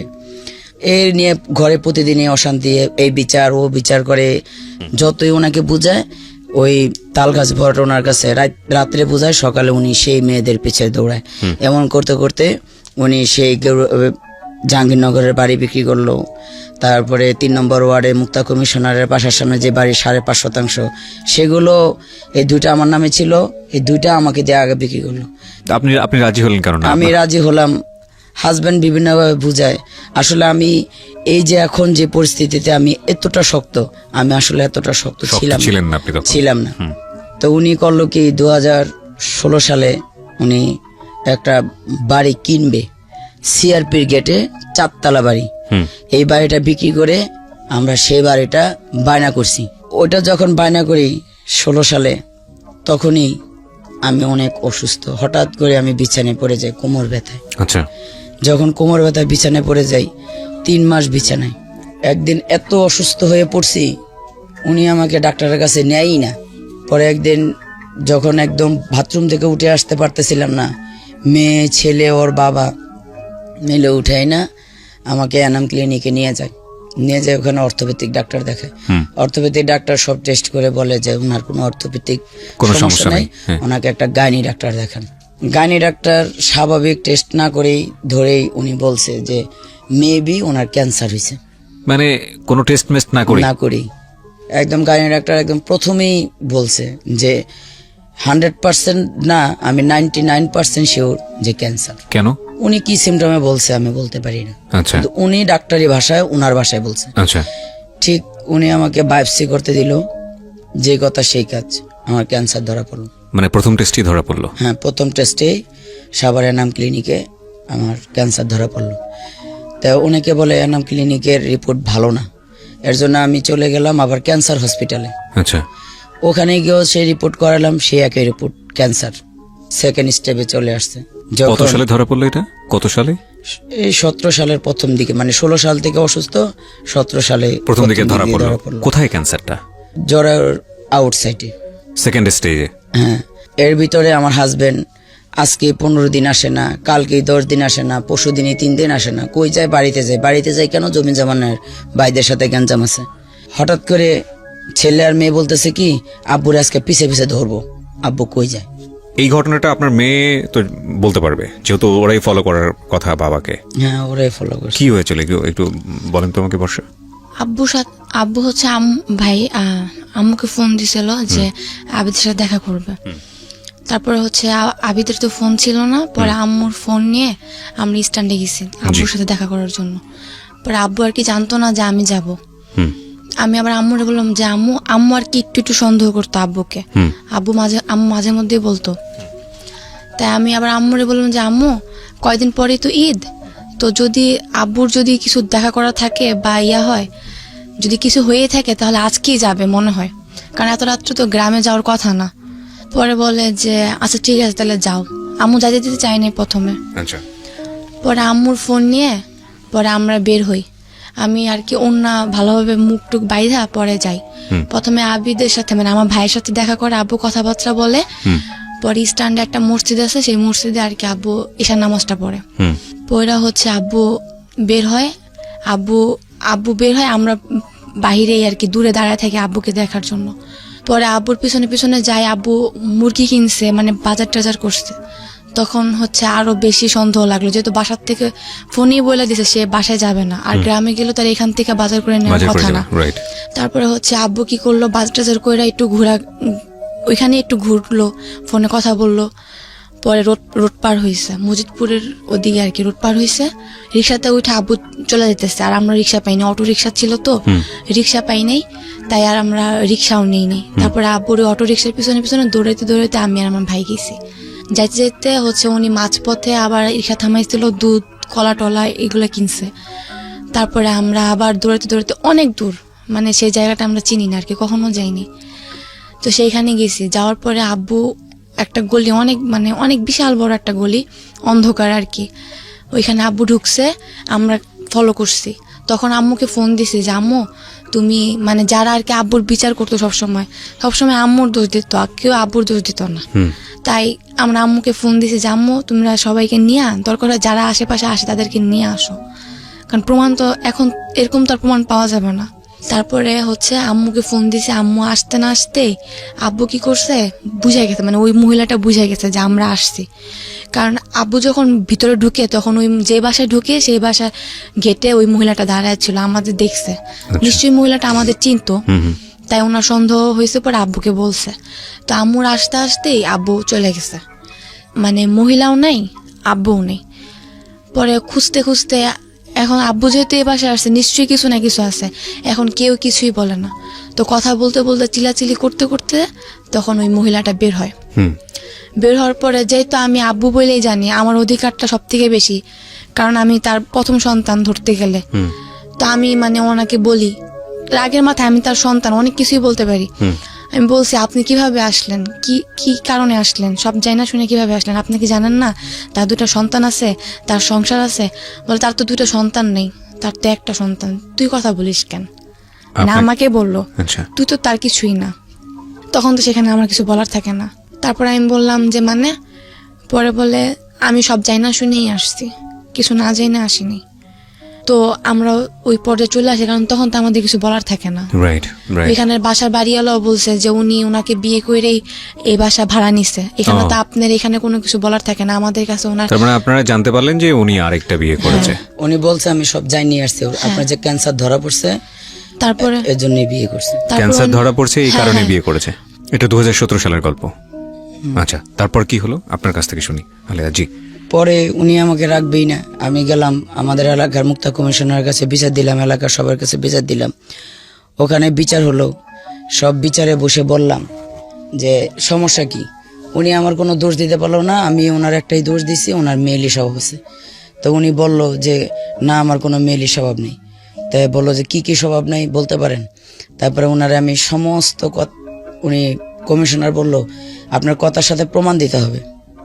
তাই আমি বললাম যে সবচেয়ে বড় প্রমাণ এই এলাকার বিশিষ্ট মানে গণ্যমান্য লোক সুলতান গাজী, সে একটা প্রমাণ, তার ছেলে বড় প্রমাণ, আমার বাড়ির ভাড়াটা বড় প্রমাণ। পরে বললো যে আপনার কাজের মানুষ সুলতান গাজী। সুলতান গাজী বললো হ্যাঁ, একটা মেয়ে, আমি ওনাকে বারবার বলছি মেয়েটার সাথে মিশতে না, উনি অনেকবার গেছে। এবং এই মেয়েটার কোনোদিনই কোনো বাড়ি গাড়ি টাকা পয়সা চাওয়া পাওয়া ছিল না, শুধু আর স্বামীর ভালোবাসাটুক চাওয়া পাওয়া ছিল। এই ভদ্রলোক কখনোই এই মেয়েটাকে দেয়নি। তো উনি বিচার টিচার সবই করলো, উনি বলল যে আমি এই স্ত্রী রাখবই না।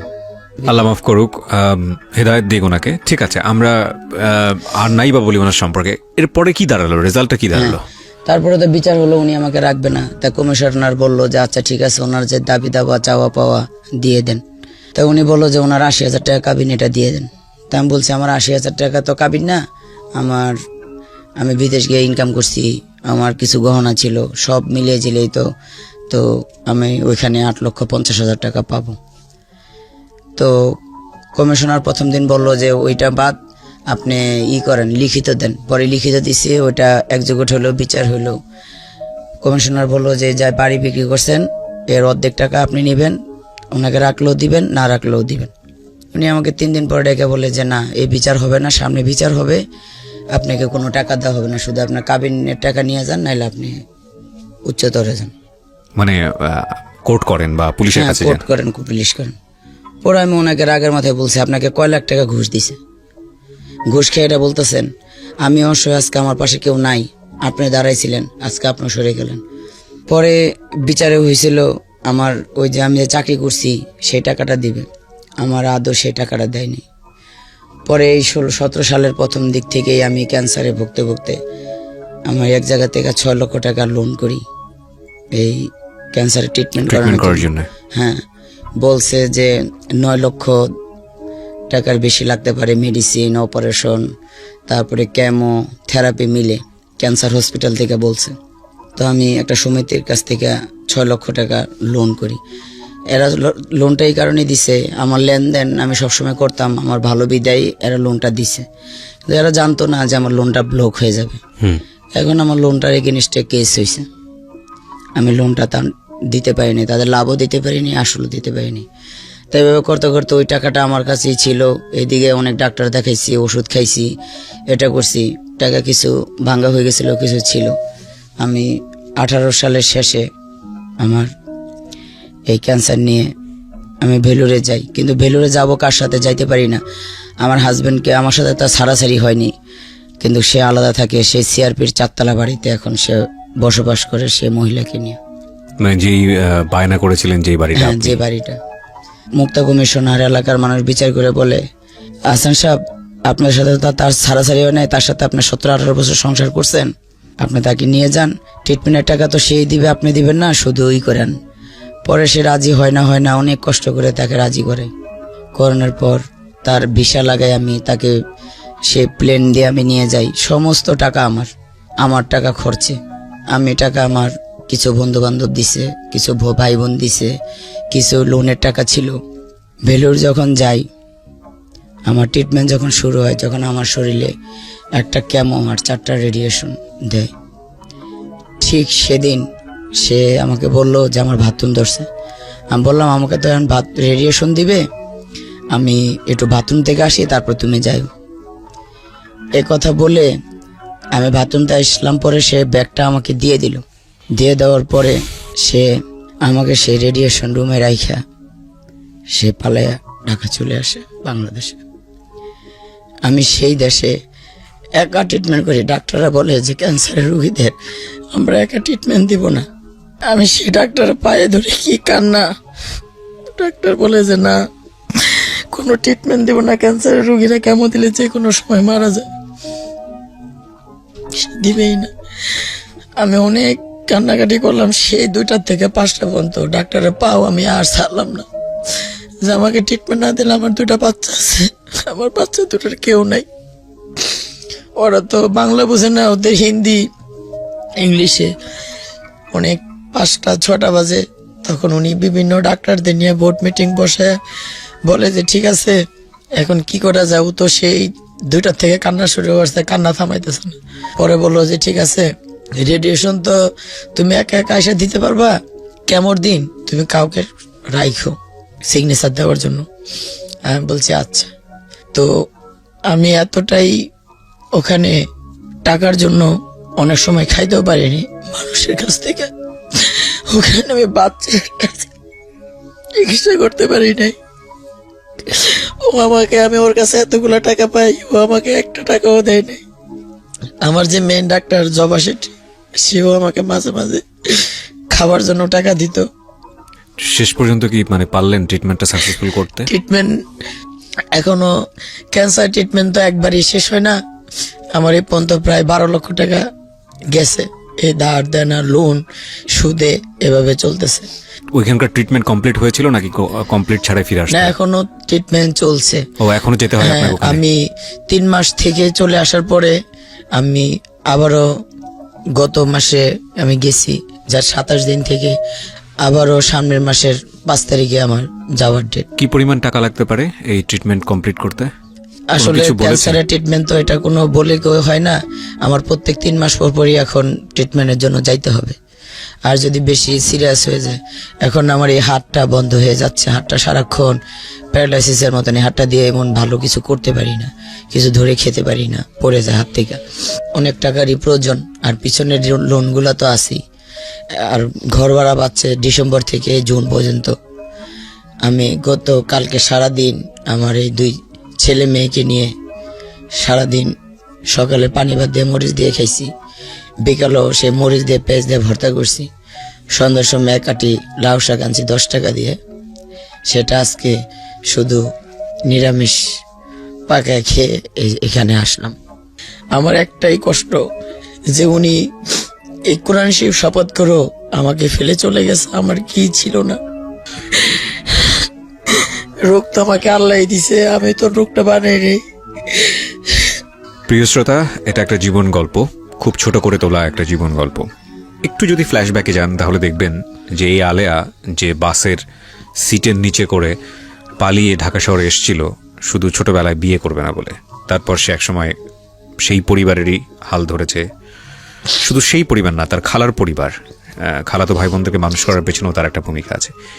এই মানুষটাই জীবনের এক নির্মম পরিণতির মুখোমুখি হয়ে সে তার প্রথম যে হাজব্যান্ড, আল্লাহ তাকে ভালো করুক, জানে না এই দোয়াটা করা ঠিক হবে না করে কিনা, তারপরেও সে তো মৃত মানুষ, তার জন্য আমরা দোয়া করতেই পারি, তার পাল্লায় পড়ে জীবনটা একসময় শেষ হয়ে যায়।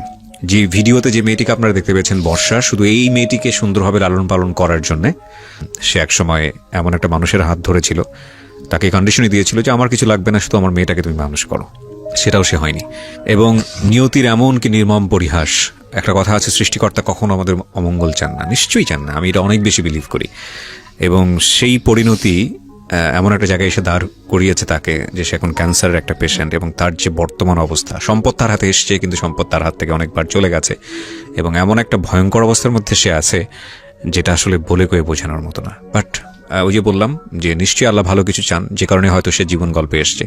আমি সবসময় একটা কথা বলি, জীবন গল্পের যে কমিউনিটি, যে বৃহৎ কমিউনিটি, এত পাওয়ারফুল কমিউনিটি, আলহামদুলিল্লাহ, with the name of almighty Allah. এবং দেশের বাইরে আপনারা নিশ্চয়ই জানেন আহানাফের জন্য আমরা একটা খুব ভালো কালেকশন করেছি, সেটার আপডেট আমি ইউটিউবে দিয়ে দিয়েছি।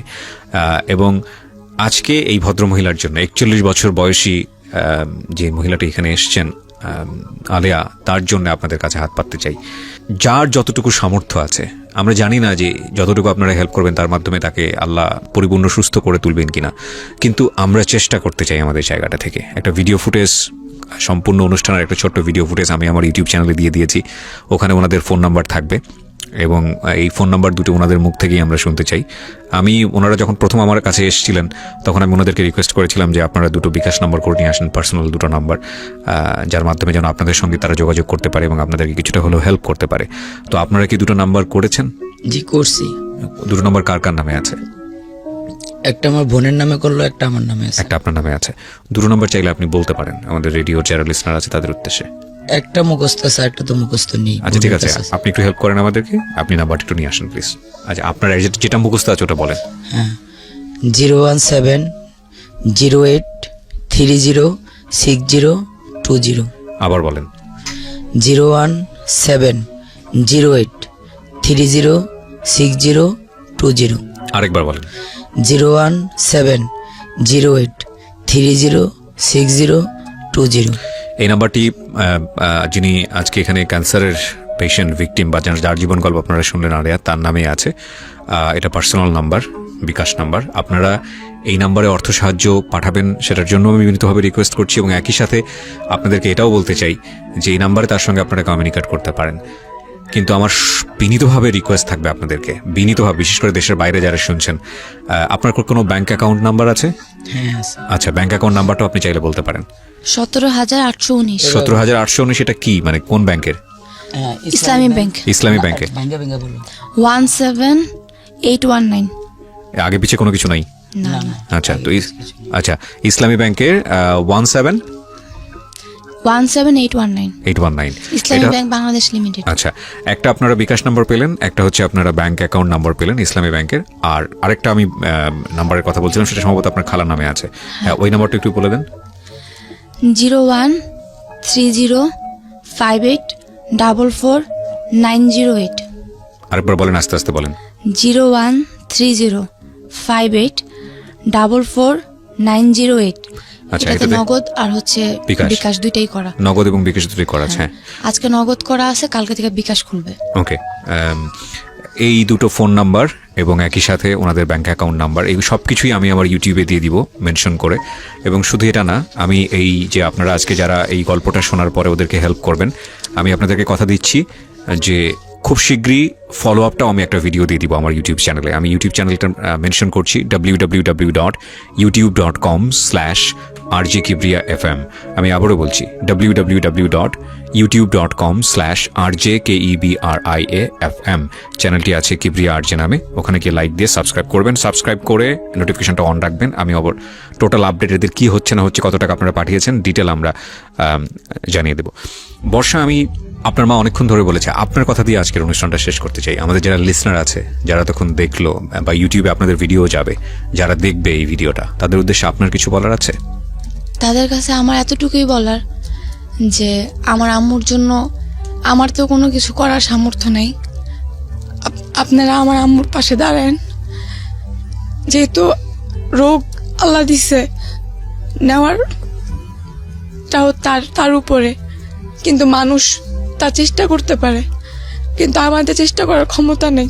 তাই আপনাদের কাছে আজকে আমরা আসছি, আপনারা একটু আমার আম্মুকে সাহায্য করে, আর কিছু বলার নেই। ভালো থাকুন প্রিয় শ্রোতা। মানুষের উপর বিশ্বাস হারানো পাপ। শেষ বেলায় শুধু এতটুকুই বলতে চাই, 1000 টাইম আই ডু বিলিভ যারা আমাকে শুনছেন তারা যদি ছোট ছোট করে এই ভদ্রমহিলার জন্য কিছু করেন, এই মেয়েটার অনাথ হবে না। আমি এটা বিশ্বাস করি। সবাই দোয়া করেন এবং যার যতটুকু সামর্থ্য আছে এই ফ্যামিলিটার পাশে দাঁড়ান please. Thank you so much. আজকের মতো এখানেই শেষ করছি। শুভরাত্রি। শুনছেন আরজি কিবরিয়ার সাথে মিস্টার ম্যাঙ্গো ক্যান্ডি প্রেজেন্টস জীবন গল্প।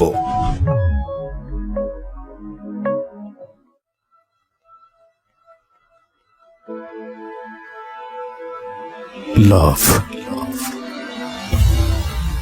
hate, challenge, motivation, lies, truth, impossible, virtue, morality, something beyond entertainment. Welcome to my stage of reality. Stay tuned. Sunday and Wednesday with me, Archie Kibriya, only on Dhaka FM 90.4.